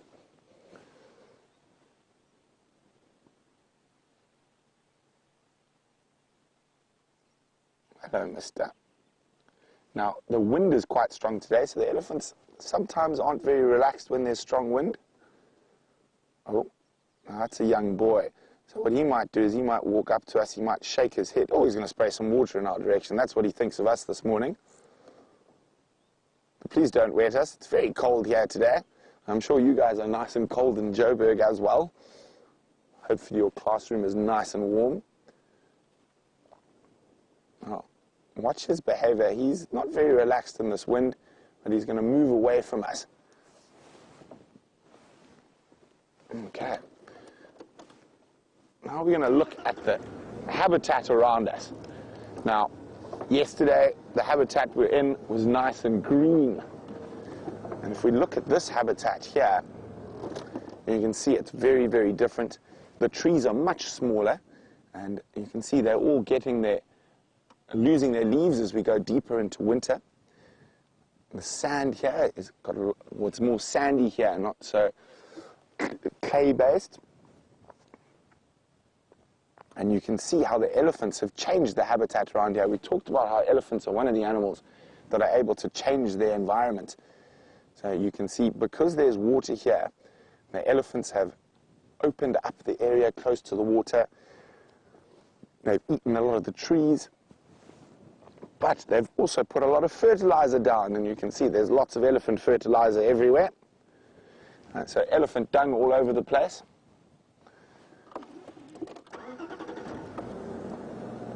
Now we'll go back to that leopard, although he's still very much asleep in this cold weather. And he's got himself a really nice little spot there. So the wind is coming from here, and he's got himself a little hole in the top of that termite mound where he's protected from the wind, where he can snooze and be nice and toasty. Much toastier than us.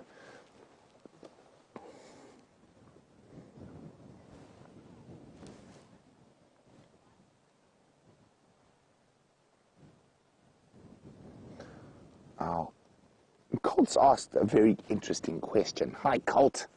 Colt would like to know, why do leopards have white bellies?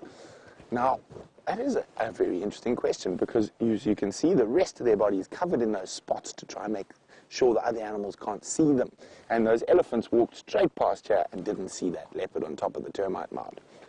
The reason they have white bellies is possibly because they can absorb or dispel heat. So even though it's cold now, you can see the leopard's curled in a little ball. But when it is very hot, they tend to lie with their legs open. So white reflects heat, and all the big cats don't like the heat that much. Even though they live in hot places, they tend to try and move around when it's cool. So the white belly of a lion or a leopard is going to reflect the heat a little bit, so try to keep them a little bit cooler. although he doesn't need to reflect heat this morning. It's very chilly. He's tucked up into a little ball. This is a different leopard from the one we saw yesterday. It was a big male we saw yesterday. This is a young male. So he's about to start his life being a daddy, where the male we saw yesterday has just ended being a daddy. Now, we've just had all those beautiful elephants walk past us, and Michaela is wondering, how fast can an elephant run? Faster than the fastest man on earth. They can run up to about 50 kilometers an hour, so much faster than a person, and they can keep it up for a lot longer of a distance. So they can probably keep that up for a couple of 100 meters. Now, of course, a leopard is faster than an elephant, but a leopard is faster for a shorter time. Now, a leopard does about 24 meters per second when they're at top speed, which is just under 90 kilometers an hour. But they only keep that up for a very, very short space of time. Now, that's because they are ambush predators. Now, what makes leopards so unbelievably adaptable and able to utilize so many different habitats is their hunting strategy, and they can be very, very patient. Now, he's in a good spot here because there's water right behind us, so there's a chance that an impala or a little duiker or a steenbok, which are the most common antelope in this habitat, and kudu as well, might come for a drink and might not see him on that termite mound because he's so flat there that he might be able to find himself some dinner, or in this case, breakfast. Now, remember yesterday we talked about habitats not only being the big things, so the leopard is actually lying on a habitat itself. It is a termite mound. Now, if we come out a little bit, you can see it's a very big one, and it is still an active one. If we go, you see the open chimney there, Brian? So now termites are farmers, so they're actually another animal that can make their own habitat. So they build these fantastically large termite mounds, and they open and close these chimneys to keep it at about 32 degrees Celsius, because that's the perfect temperature to farm fungus, which is like mushrooms, and that's their favorite food. So there's another habitat, and because of the termite mounds, other animals also use them. As you can see, leopard and lion like to lie on top of them. It gives them a nice high spot to check around. Also, other animals like snakes and scorpions and spiders will also live on termite mounds. And one of the strangest little creatures out in the African bush also lives on a termite mound. It's called an African thief ant. Now, it's a type of ant that is so tiny you need a magnifying glass or a microscope to see most of the workers. And the reason they like to live on the side of termite mounds is their favorite food is baby termites. But they're so small, the termites can't see them. So they go into the termite mounds and carry the baby termites away back to their little mound, which will be on the side of the termite mound, and then they can eat the baby termites. But they're so small that the soldier termites who are there to protect the babies can't even see them.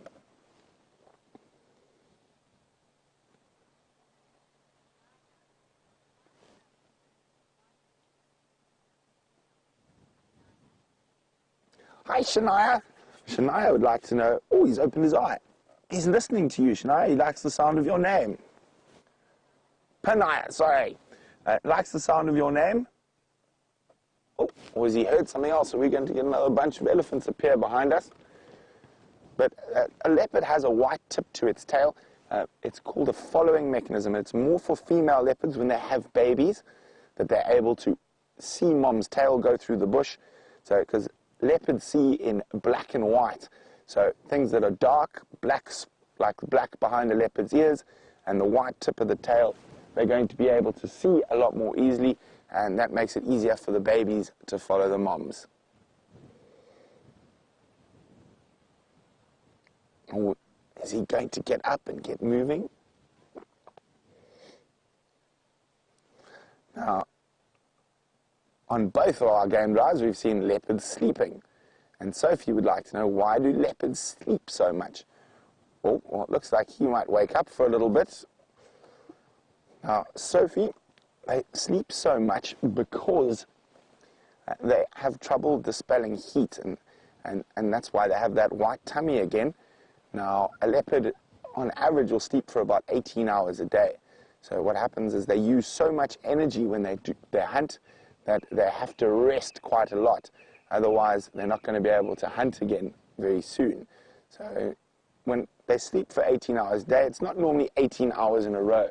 They will get up and move, and then sleep again and get up and move. But they don't sleep as much as lions. Now, the reason for that is they're a bit smaller, so they don't utilize as much energy as a lion when they move. Now, I'm hoping he stands up for us and goes out hunting. Wouldn't that be exciting?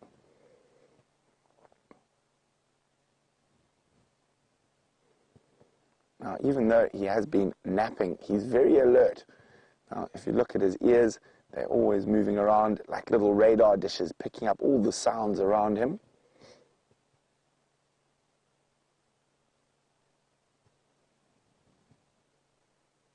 And this is one of our favorite leopards. We haven't seen him in quite a long time, so it's quite exciting to see him.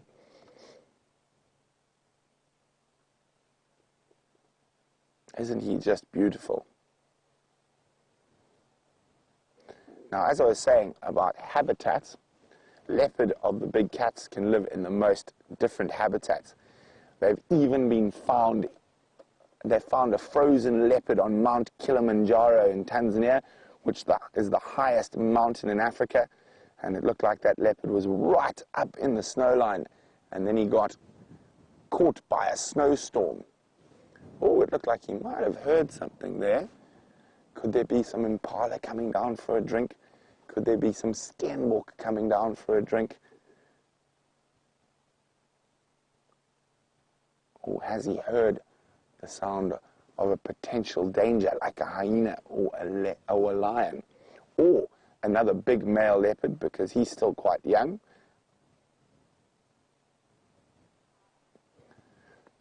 We're going to wait here. Hopefully he moves soon. If he moves, we'll be right back. But while we do that, let's go across to Steph, who's got a male leopard's favorite food.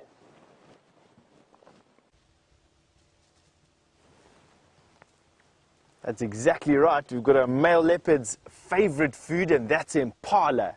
This is a male impala, and look how beautiful he is. But what you can't see from this particular angle, which we're going to try and show you now, is he's had an accident. He's been in a fight with another male impala, and he's blind in his one eye. Those horns are so sharp, if you had to put your finger on top of that horn and push down really hard, it'll make you bleed. I want to show you what's happened. Let's see if we can get you a little bit closer to this guy. You can see they're busy eating leaves at the moment. They normally eat grass, but because we're in winter, they're eating leaves as well. Let's see if we can get you a bit closer to this male. He's been fighting with another male, and I think he's hurt his eye in a fight. Let's see, there you go. Have a look at that.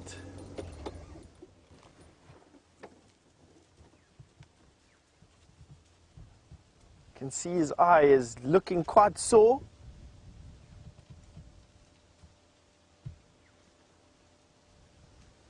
Now that would be because they bump heads together when they fight. And I think what's happened over there is the one horn has gone into the other one's eye. That's going to be a pity. And now we've got some kudu on this side. Looks like we're finding all the stuff on this road, hey? Coming down. It's a kudu and a warthog in actual fact. Let's go forward a little bit. Hello there. 2 warthogs.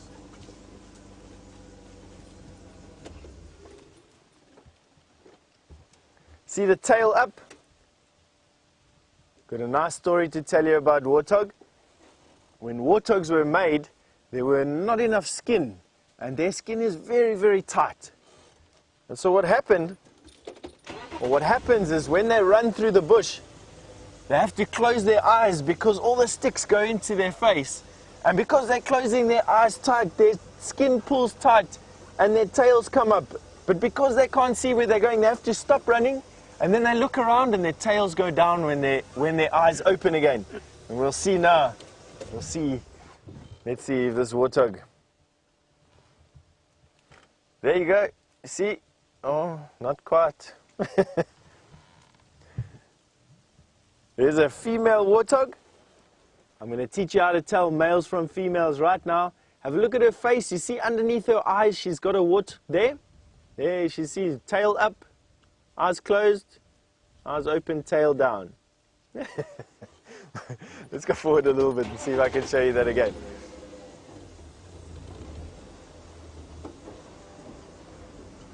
All right, let's go in here. All right, so this one is a young male.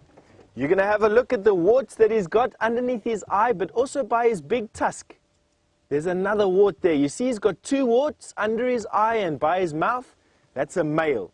Females only have the 1 wart under the eye. Yeah, you see she's running there, tail's up. Now she'll stop because she can't see where she's going, tail down. See there? Right, that's a warthog. Warthog in their skin that's pulled a little bit too tight.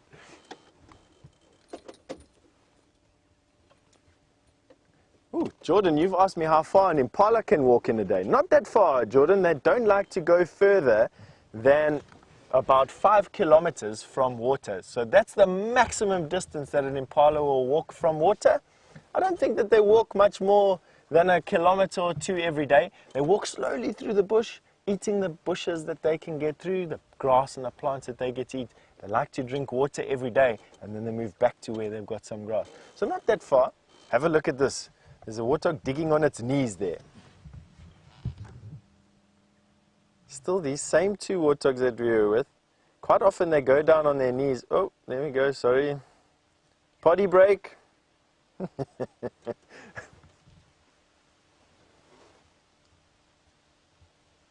I must be honest with you, they have to be one of the ugliest animals that I've ever seen. They definitely were not blessed with all the good looks. And they're in the bush here with some kudus. And now you'll see the kudus have got these enormous ears. They're like radar dishes. Now I want you to try something.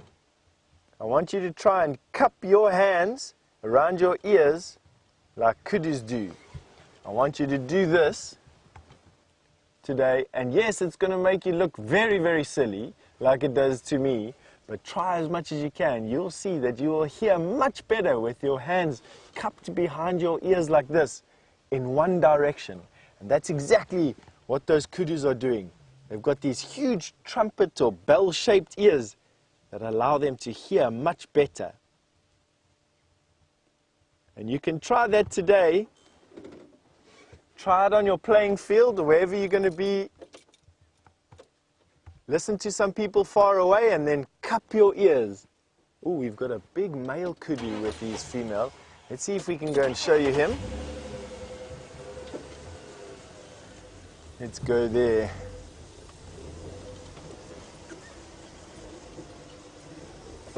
A male kudu have huge horns.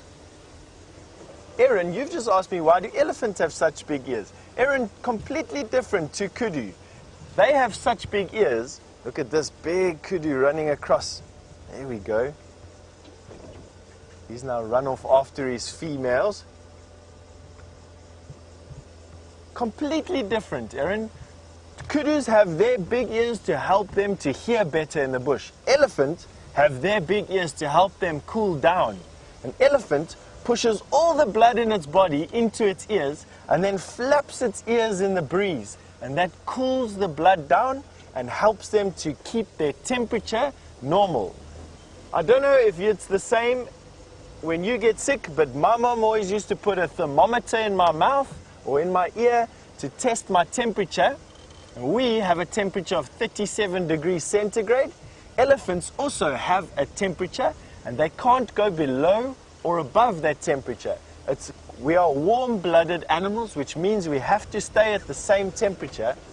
And when elephants get too hot, they can die and they can get sick. And so they pump the blood in their ears and they flap them from side to side. Now, I haven't quite learned how to flap my ears yet, but I've got ears almost as big as an elephant, and they definitely help me to stay cool. Because I tell you, in weather like you're having in Johannesburg at the moment, my ears are the first thing to get cold. But on that little note, we're going to send you over to Brent with that male leopard that you've got.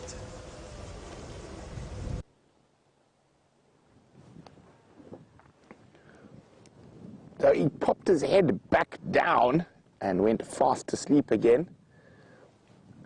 Now, as I said, it's a good spot for him. There's water just behind us, so there's quite a good chance that he might get some breakfast. Hi, Savannah. Savannah wants to know, why do leopards have whiskers? Now, there's quite a few different reasons why an animal would have a whisker.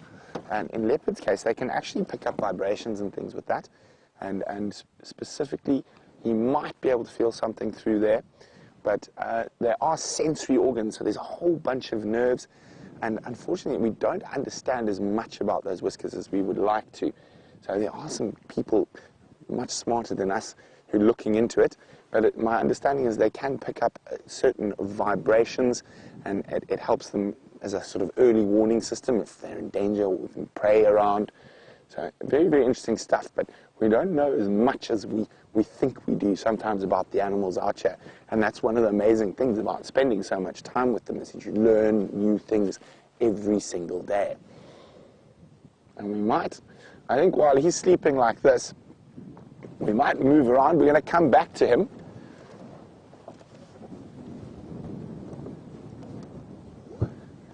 Oh, Nina's asking a very interesting question, because the two spotted cats we have are the leopard and the cheetah. So we'll wait a second before we leave him snoozing and go have a look at a different habitat that's down here, because we're in a different area to where we were yesterday. So Nina's saying, besides the tear marks, how do you tell the difference between a leopard and a cheetah? Well, we have a look at him. He's got rosettes, so he doesn't really have proper spots. So I'll try and move a little bit closer so Brian can zoom. You can see there's sort of 3 darker spots, sometimes 4 with a sort of orangish in the middle. But when we look at a cheetah, now if we look at the skin of a cheetah, there we go. It's just, how's that, Brian? Am I holding it at right angle? Sorry, the light is very bad today, guys. It's very overcast. There we go. Now you can see a cheetah's just got single spots. Also, their body shape is very different.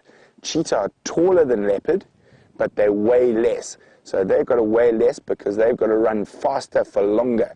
So a leopard is an ambush predator, so they'll pounce out of the bush very quickly and run for a very short time, whereas a cheetah will often run for more than 100 meters. A leopard will very seldom run for longer than 20 meters. So he's snoozing, and those elephants have gone. So we're going to move around. There's a very interesting habitat just down the road that is very, very different from where we are now. And you guys are studying habitats. As nice as it is to see all the big cats, we're better to show you some different habitats we have out here. So we will come back before the end to have a look there. So we were sitting in a big river system, or not a big river system, a little dry river system yesterday, which is a habitat that lots of different animals like, and different animals that like this area up on the crest. So here is what the beginning of one of those river systems looks like. And you can see how green the trees are all of a sudden as it starts going down here. So this is a little valley between 2 of that, and you can see all the trees are still green right here. Now that's because there's water underneath the ground here. So that's why all the trees are green. But all these habitats mix into each other. So they actually work together to a degree. So now during the winter months, these habitats where there's lots of green, the elephants like to eat there, and they put a lot of pressure on these areas. But then once it's rainy in the summer, the elephants tend to feed more up on the crest where it's going to be green on this side, and it takes the pressure off the little river systems. But we're going to go show you a big open habitat, and we were just talking about cheetah, and this is the best place where we drive around to see cheetah. So they prefer a more open habitat where they can see further, and they can utilize that incredible speed without tripping over a stick.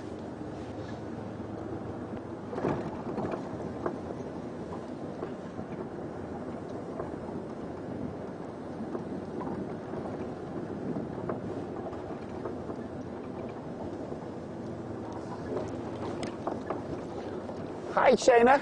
Shayna's wondering what kind of animals could kill a leopard. Well, Shayna, there's quite a few. Leopard are quite good at getting away, but hyenas, if they manage to get hold of them, lions are probably the animals that are the most dangerous for a leopard. But then again, also an animal like an elephant could kill a leopard if it caught it. A buffalo, and even a rhino if they manage to catch it. But leopards are very quick, and they can also climb trees. So the main threat to leopards, apart from human beings, is lions.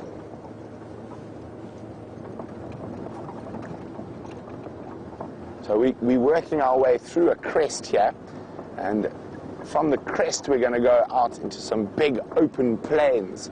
And who knows, fingers crossed, there might be cheetah there. Also, we might see some other animals like zebra, wildebeest, who prefer the more open areas. Here in this mixed woodland, we're going to find duiker, steenbok, kudu, sometimes waterbuck, sometimes impala, and lots of squirrels. Although on a windy, cold morning like this, all the squirrels are still snug in their holes in the trees.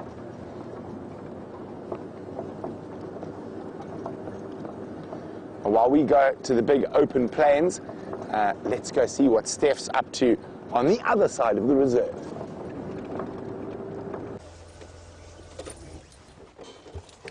Welcome back. You just caught myself in a little bit of a question that I've posed for myself. I want to know how old termite mounds can get. I'm going to show you right here. There's a clue for you.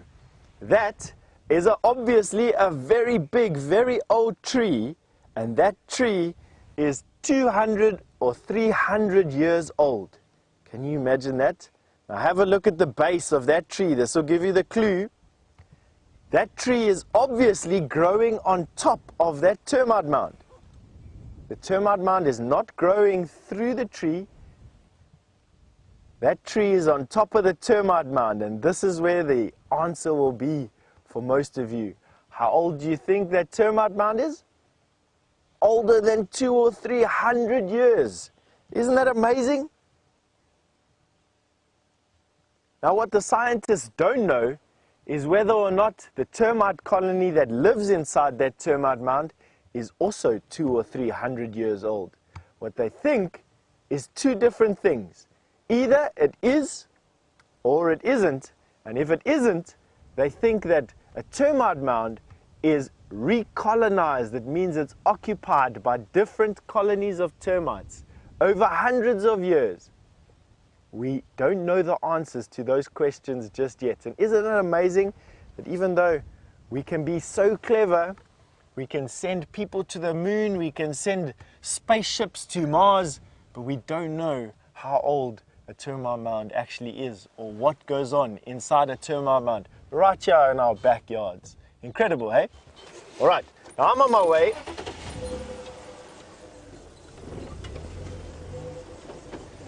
I'm on my way to go and have a look and see if we can see some stinky buffalo close to our camp. There's this old group of buffalo bulls that live there, but while I'm doing that, Mary Ann, you've asked me what do termites eat. The termites that live inside that termite mound we were just having a look at, Mary Ann, eat mushrooms. They eat fungus. and they grow these mushrooms themselves deep down inside that termite mound, deep in the ground, close to the water. Termites farm mushrooms. Isn't that amazing? They are farmers. Then you get other termites that are not farmers. Those are the harvester termites. On your school field, especially this time of the year, the dark black termites that come out of the ground and collect all the grass, those are harvester termites. Those have tiny little animals that live inside their bellies that eat that grass. So can you imagine that? They have a whole number of animals that live inside their tiny little bellies that eat the grass, and then they eat those animals. Isn't that amazing? Hey? One animal living in another that helps it eat the grass that grows in its mouth, and then they eat them. And of course, this is a cycle, so it's natural and normal for it to do that. It's easier if you draw a picture, really, to try and understand it for yourself.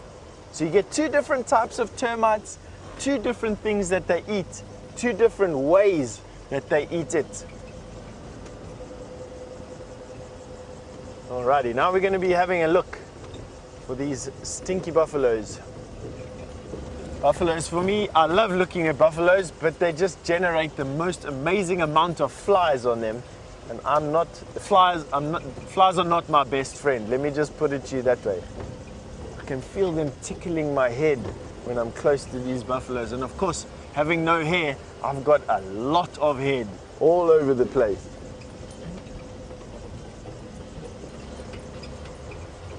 Now, why do I know that these buffalo will probably be around the water?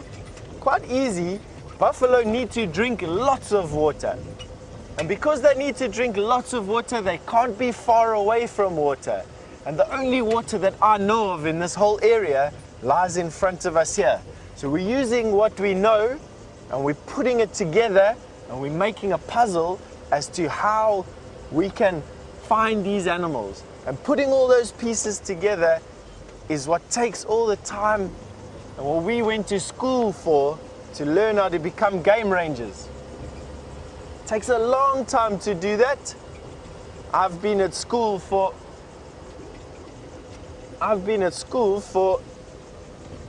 being a game ranger now for almost 17 years, and that was after I finished school like you did. Can you imagine? Long time, eh? Alright. I think Brent has got an update for you.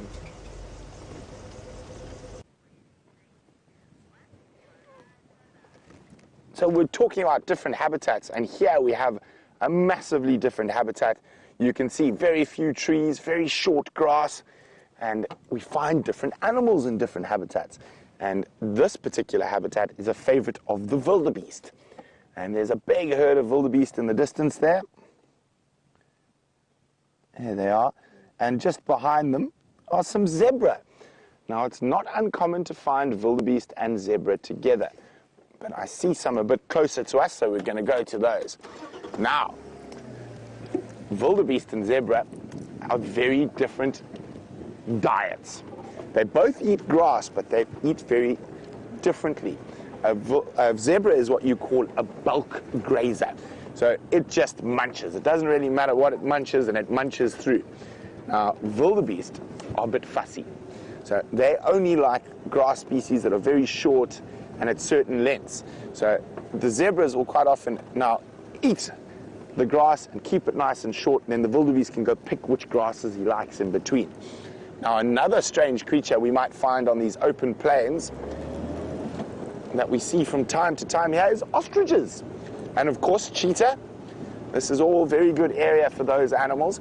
And you can see, I haven't traveled more than a couple of kilometers, and we're in a completely different habitat already. Now, not to say that the other animals won't use the habitats. They've got to sometimes walk through them between the different habitats. But normally, you'll find wildebeest and zebra prefer the more open areas. And here we go. Here's some zebra up ahead. Now, these look like the boys with no girlfriends, two young boys. And a big daddy wildebeest.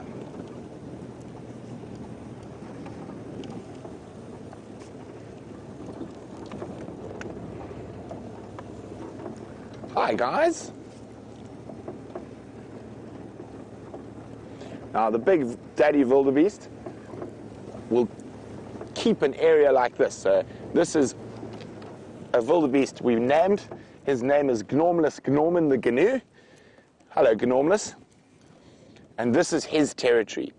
So the females will move in and out of the territories between the different males, and the males will stay in one spot, and he'll defend it against any other boys who want to come here. And the reason this is such a good wildebeest territory is because of the short grass. It means it's going to attract the ladies. The ladies are visiting his enemy who lives on the other side of the clearing at the moment. And what he's doing there is he's defecating, but that means he's marking his territory. So letting all the other wildebeest know that this is his spot. And there's 2 young male zebra. So they're not big enough to go get any girlfriends. So you quite often will find young male zebra hanging around with a lone male wildebeest. Now, one of the reasons for this is the more eyes you have, the better chance you have of seeing the lion before it jumps on you.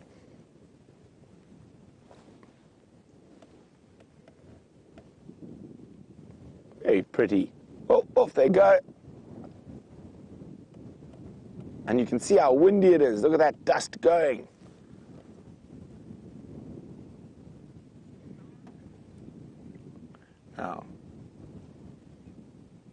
Now you have lots of species that will utilize multiple habitats.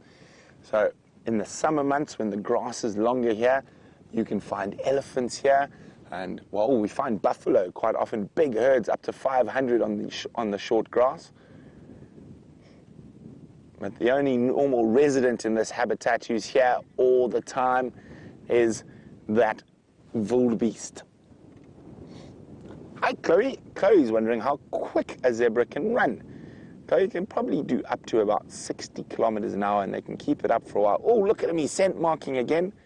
So he's got little glands on his feet and on his face that leave a smell. So when he's scraping his feet like that, that's what he's doing. If you ever see your dogs or your cats at home scraping their feet, they're marking their territory, saying that this is their spot.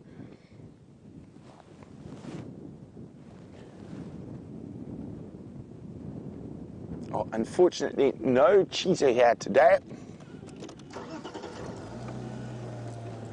So I'm going to check around if there's another water hole close by, and if there's nothing at that water hole, then we'll go back to the leopard. Now, I was hoping for some birds here, but I think the wind is keeping them hunkered down. So while we go check around the next water hole, Steph's got a big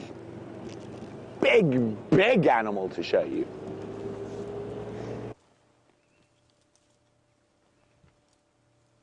Well, it's not quite the buffalo I wanted to show you, but have a look at this beautiful bull elephant, a male daddy elephant, and he's busy eating a buffalo thorn.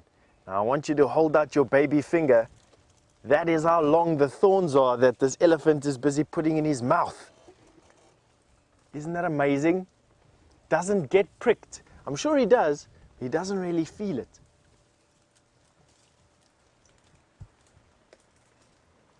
Amanda, you've asked me how long an elephant can live for. Amanda, the elephant in the Kruger National Park can live up to 60 years. 60 years, a long time, hey? Generally between 50 and 60 years. But in other places in Africa, elephants have been known to live up to 70 years. So they can get to 70 years old, but in this area, they get to 50 to 60 years old. And the reason why it's slightly less is because they eat all these trees here. It wears down their teeth, and when their teeth are finished, they can't eat anymore. Let me go forward a little bit. I just want to see if we can get a slightly better view of his head. Through here for you.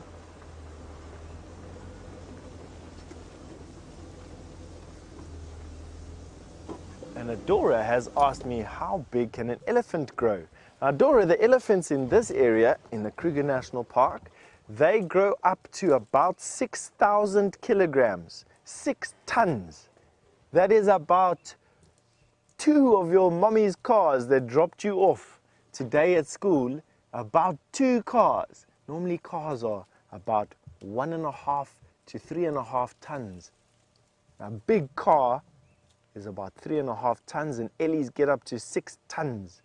This particular elephant is probably around about 4 tons, 4,000 kilograms.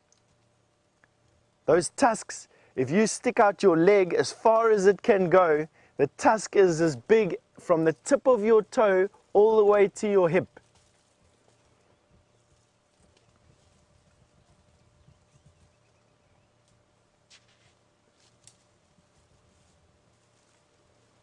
Now he's using his nose. Michaela, you asking me a question, can an elephant, I'm not quite getting you, something with a human. Can it kill a human? Oh, can it kill a human? Yes, absolutely. The elephants are part of the Big Five, and the Big Five get their name from being the 5 most dangerous animals to walk up to on foot. And they absolutely include the elephant, and that leopard you were looking at, and the buffalo we are looking for, and a rhinoceros and a lion. Those are the Big Five, and they are the 5 most dangerous animals to approach on foot. Although I must be honest, I would add their hippo and crocodile absolutely to that list. Have a look at those teeth. Once again, that tooth is as long as from the tip of your toe all the way to your hip. That's as long as that tusk is, that tooth. This elephant has got 2 beautiful teeth. They're almost exactly the same size, which is uncommon. Most elephants have tusks that are looking different. This elephant has very symmetrical tusks. That means that they look the same. And he uses his tusks to fight with, and he uses his tusks to eat with, to break off branches, to help him break off branches.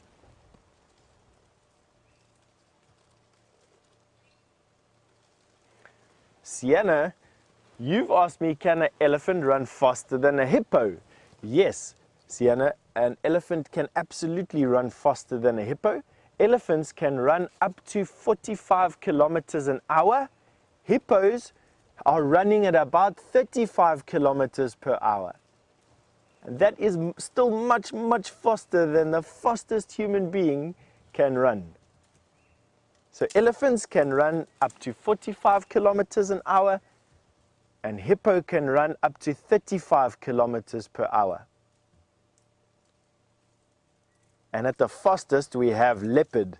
They run about 80 kilometers per hour, and lion just slightly less than that, at about 75 to 80 kilometers per hour. And right in the middle of all of them is the buffalo. And a buffalo can run 55 kilometers per hour. Now have a look at that. That white secretion that's at the corner of his eye is not because he's just woken up and didn't wash his face this morning before having breakfast. That is a gel that covers the elephant's eyes to stop dust and sticks from hurting his eye. Let's see if we can go backwards a little bit and I'll show you that again.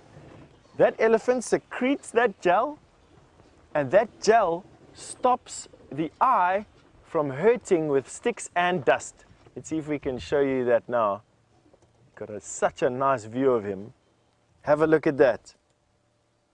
So that's almost like an elephant eye wash or eye drop. And he's going to maybe shake his head at us, I don't know. There you can see he's using that big trunk. His ears are coming out. Now remember what we said, an elephant's ears is used to cool down his blood. He pumps all the blood in his body through his ears every 20 minutes or so. And that is a lot of blood in those ears. Now have a look, his tusks, can you see they are different colors? And those different colors come from all the juices from the plants that he feeds on, staining his ivory, and also from some mud and dirt. Mainly their tusks get that beautiful color from all the juices of the trees that they feed on. But the actual color of the ivory is an off-white color, so almost pure white.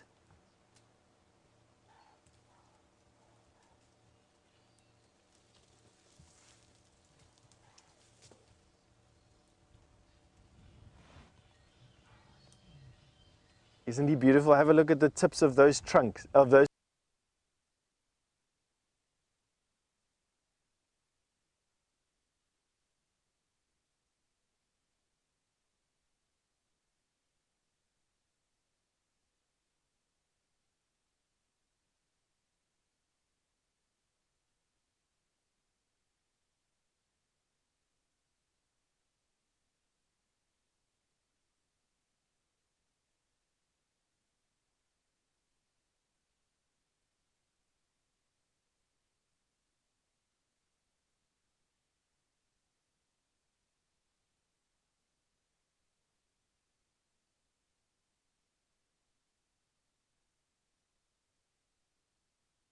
tusks pointing straight towards us. I don't know what this elephant's going to do now.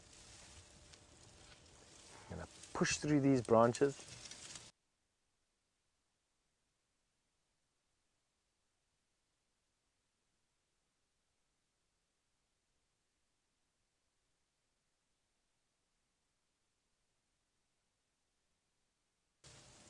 Keeping an eye on us just to make sure that we don't... No, no, no, no, no, no, no, no. Why are you being naughty now? No, now what you gonna do? No, no, no, boy. Come on. Come on. Here we go. Look how big you are. Look how big you are. You're very big, yes. No, no, no, no, no, no, no. Be nice, thank you. Wow. That's scary. No, no, no, no, you be nice. Don't worry, we don't want you to push this tree over us. There you go. No need to get like that. Bye-bye. That was scary, eh? Big elephant wanting to touch the front of the car. You have to tell him no. Wanting to be naughty. What's his story here? He's all fine now, though. See that tail up? Now he's going to turn around. Shake his head. Oh, you're a big boy. Yes, you're the biggest elephant. Now with elephants, you keep on going to tell them about how big and scary they are. Otherwise, they want to show you how big and scary they are. It's always a good idea to carry on talking to elephant. They need to be told how beautiful they are. Now he's all relaxed, he's okay. He's just deciding what he wants to do.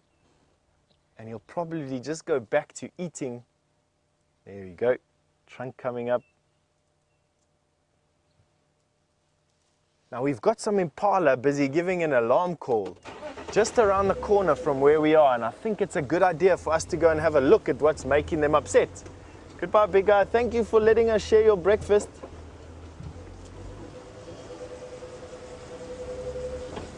Always a good idea to say thank you to elephants. They're very, very big and they can be very, very scary, and we've always got to watch out for them. But as long as you keep on telling them how nice they are, they be nice to you. All right, now what we are off to look for is right in this direction in front of us here. I can hear some impala giving a warning bark, as we call it, and they only really do that for predators, lion and leopard. And we've got both in this area, lion and leopard. There's a male leopard that likes to live here and a female leopard with two little babies that likes to live here. And there are also some lions that have been here recently. Last night they were busy hunting buffalo all around our camp.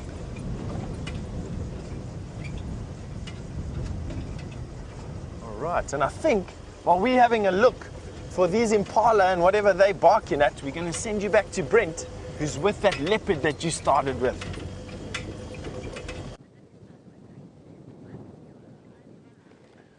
Well, on our adventures, we saw some zebra, we saw some wildebeest, and we've come back, and fortunately, the leopard has decided not to move before we got back here.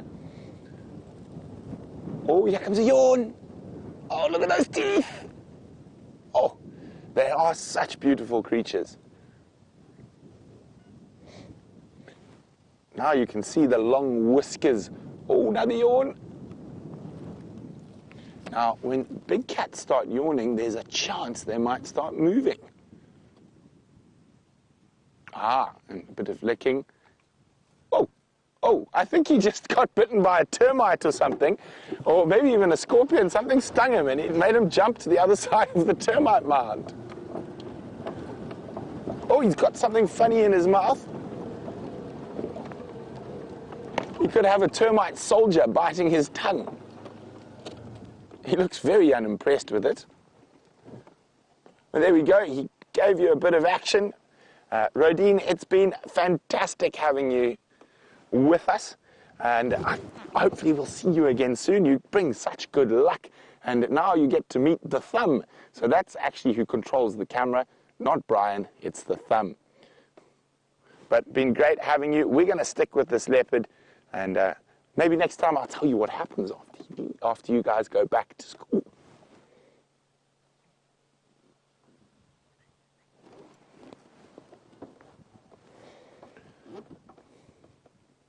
Isn't this exciting? Quarantine. I think what happened is he got a termite soldier on his tongue, and he's looking quite unimpressed with that.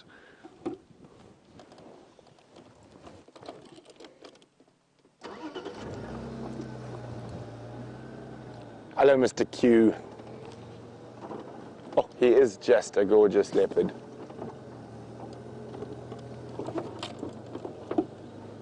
How's that, Brian? Do you want me to go a little bit more forward?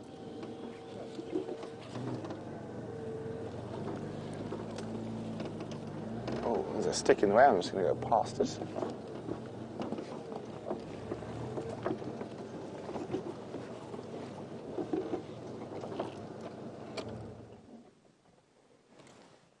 There he is. Still licking his chops. I hope you guys are getting some fantastic screenshots. It's so wonderful to catch up with them again. Now, if this is, and what is Mr. Quarantine, he's true to form. There we go. He likes to pose for screenshots and photographs.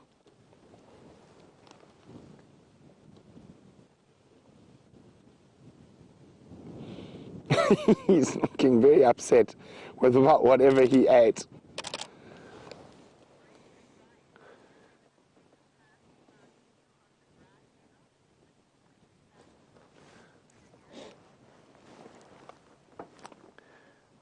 Oh, another yawn coming. Hi, Marianne. Marianne's in Boston. Marianne says, Brent and Brian, do you remember when we found them sleeping on the bush dinner site? We definitely do. There's no ways we could forget that. Okay, on cue, Mr. Quarantine, look at the lens. Oh, no, you looked past the lens.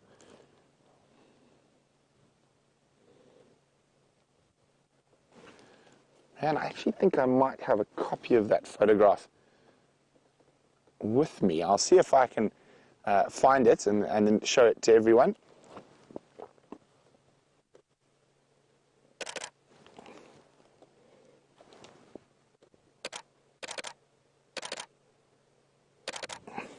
So what I think happened is he licked his foot like that, and I think there was a termite soldier on his foot, and it immediately clamped onto his tongue and gave him a bit of a fright.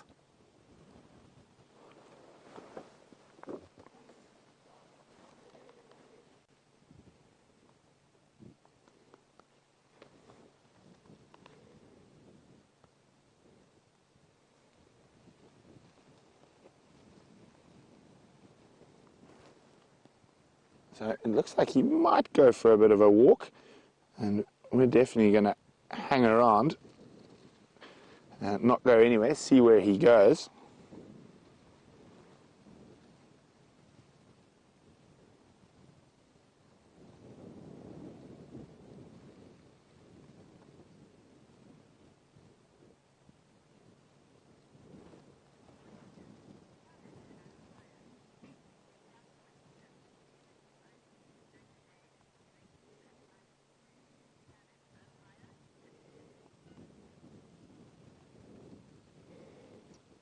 Hi, Shannon.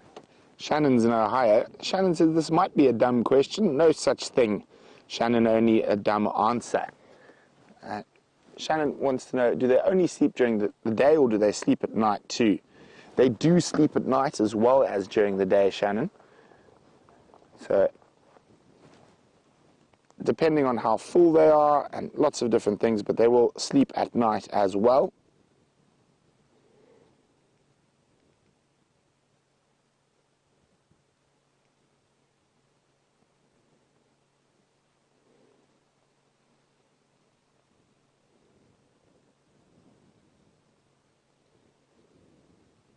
Now,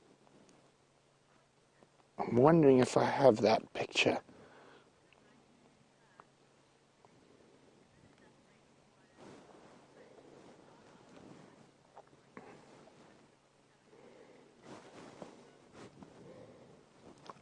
Hi, Crystal, who's in California.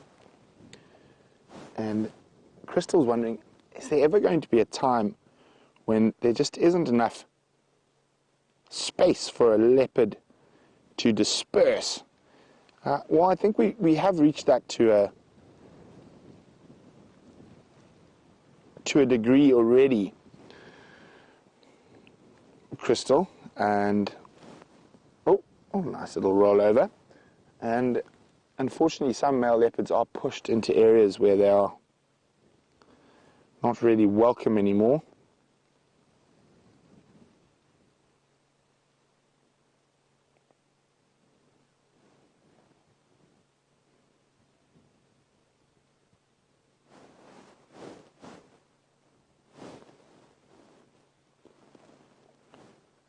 I'm hoping he doesn't head too far to the north. We'd much prefer him to stay right where he is.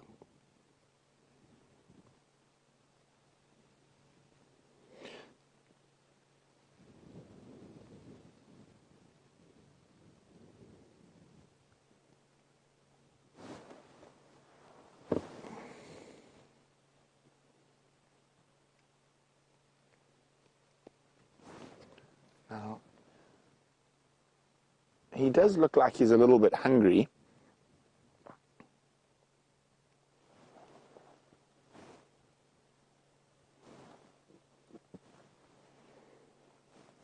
Okay, so we were chatting about that wonderful sighting we had of him sleeping on the bush dinner site, and I thought I had them here. And that's how let me go, oopsie, I dropped my camera there. Brian, tell me whether let's move or face it down. So that's how we spotted him. There he is there. And he was sleeping on top of the table. Look at that. Isn't that a comfy leopard?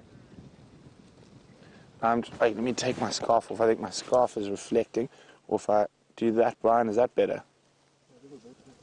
Oh, there he is, sleeping on top of the table, looking very comfortable. Right. Look at that.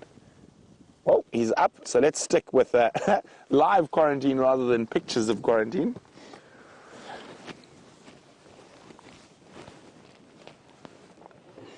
Maybe he'll go for a drink.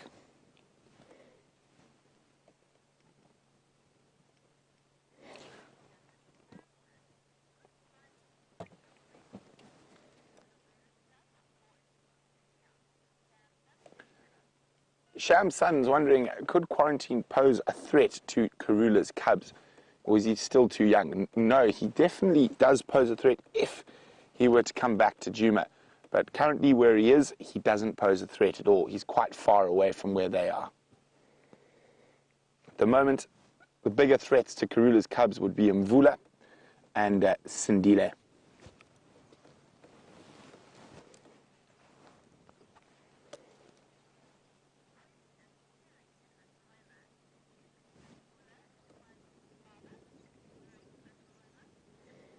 Hi, Terry in Oklahoma. Terry would like to know, do I think if Mvula is Quarantine's father? Terry, I have no idea. And I'm not going to guess. It could easily be Mvula, it could be Tingana, it could be an unknown male leopard in the north. And he is an absolutely stunning leopard, this guy.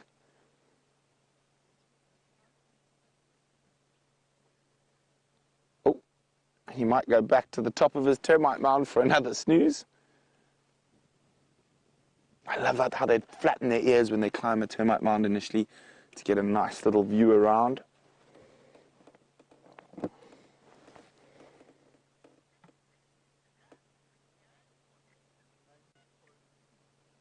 So is he going to sleep again?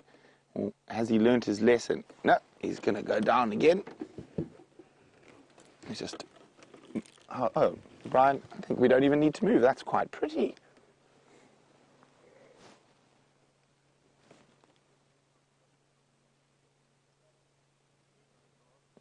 I still found the fact that he got bitten by a termite very funny.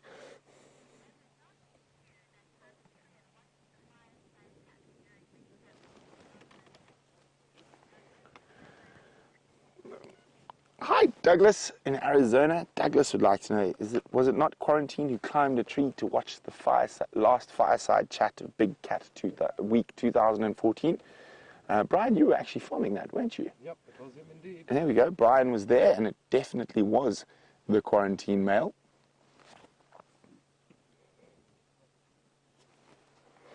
Now, on a cool day like today, he could move, but I think it's definitely going to be worth coming to follow up on him on the sunset safari.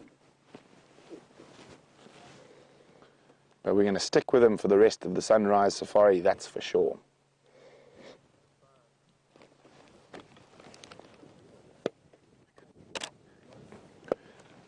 So while we sit here waiting to see what Quarantine does next, let's go see what the winter farmer is up to.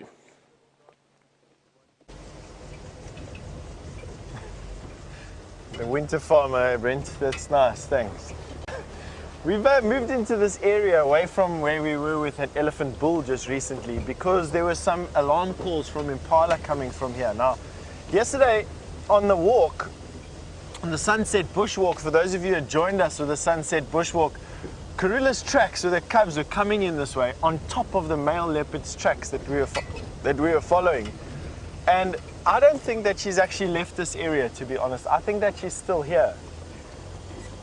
Taxon, one of the Djuma guides, is saying that she's moved her cubs into this area mainly because water has dried up in Treehouse Dam, and with that, herds have moved away, and it's surprisingly lacking in predators, which is what she's looking for. Now, that goes a little bit against what the tracks and signs are saying on the ground. A lot of activity of leopard, a lot of hyena around here. Both male leopard and hyena are fatal to cubs. So I don't quite know what it is. She may just be moving into this area because she's hunted out other areas. And although she's now a mom and her primary concern would be looking after those two young cubs, she's also still a leopard in her prime that has a territory to patrol and to manage. Otherwise, she's going to get encroached upon, and that has other long-term effects for leopard. But I'm probably the worst person to come into this area because, to be quite honest with you, my luck at finding leopards is very poor. But Corin has just asked me, how do I know how old tracks are? Or how can we tell how old the tracks of the leopards are? Corin, you have a look at the elasticity of the soil. You push your finger into the soil and you compare where you've pushed your finger to that mark on the soil. That'll give you an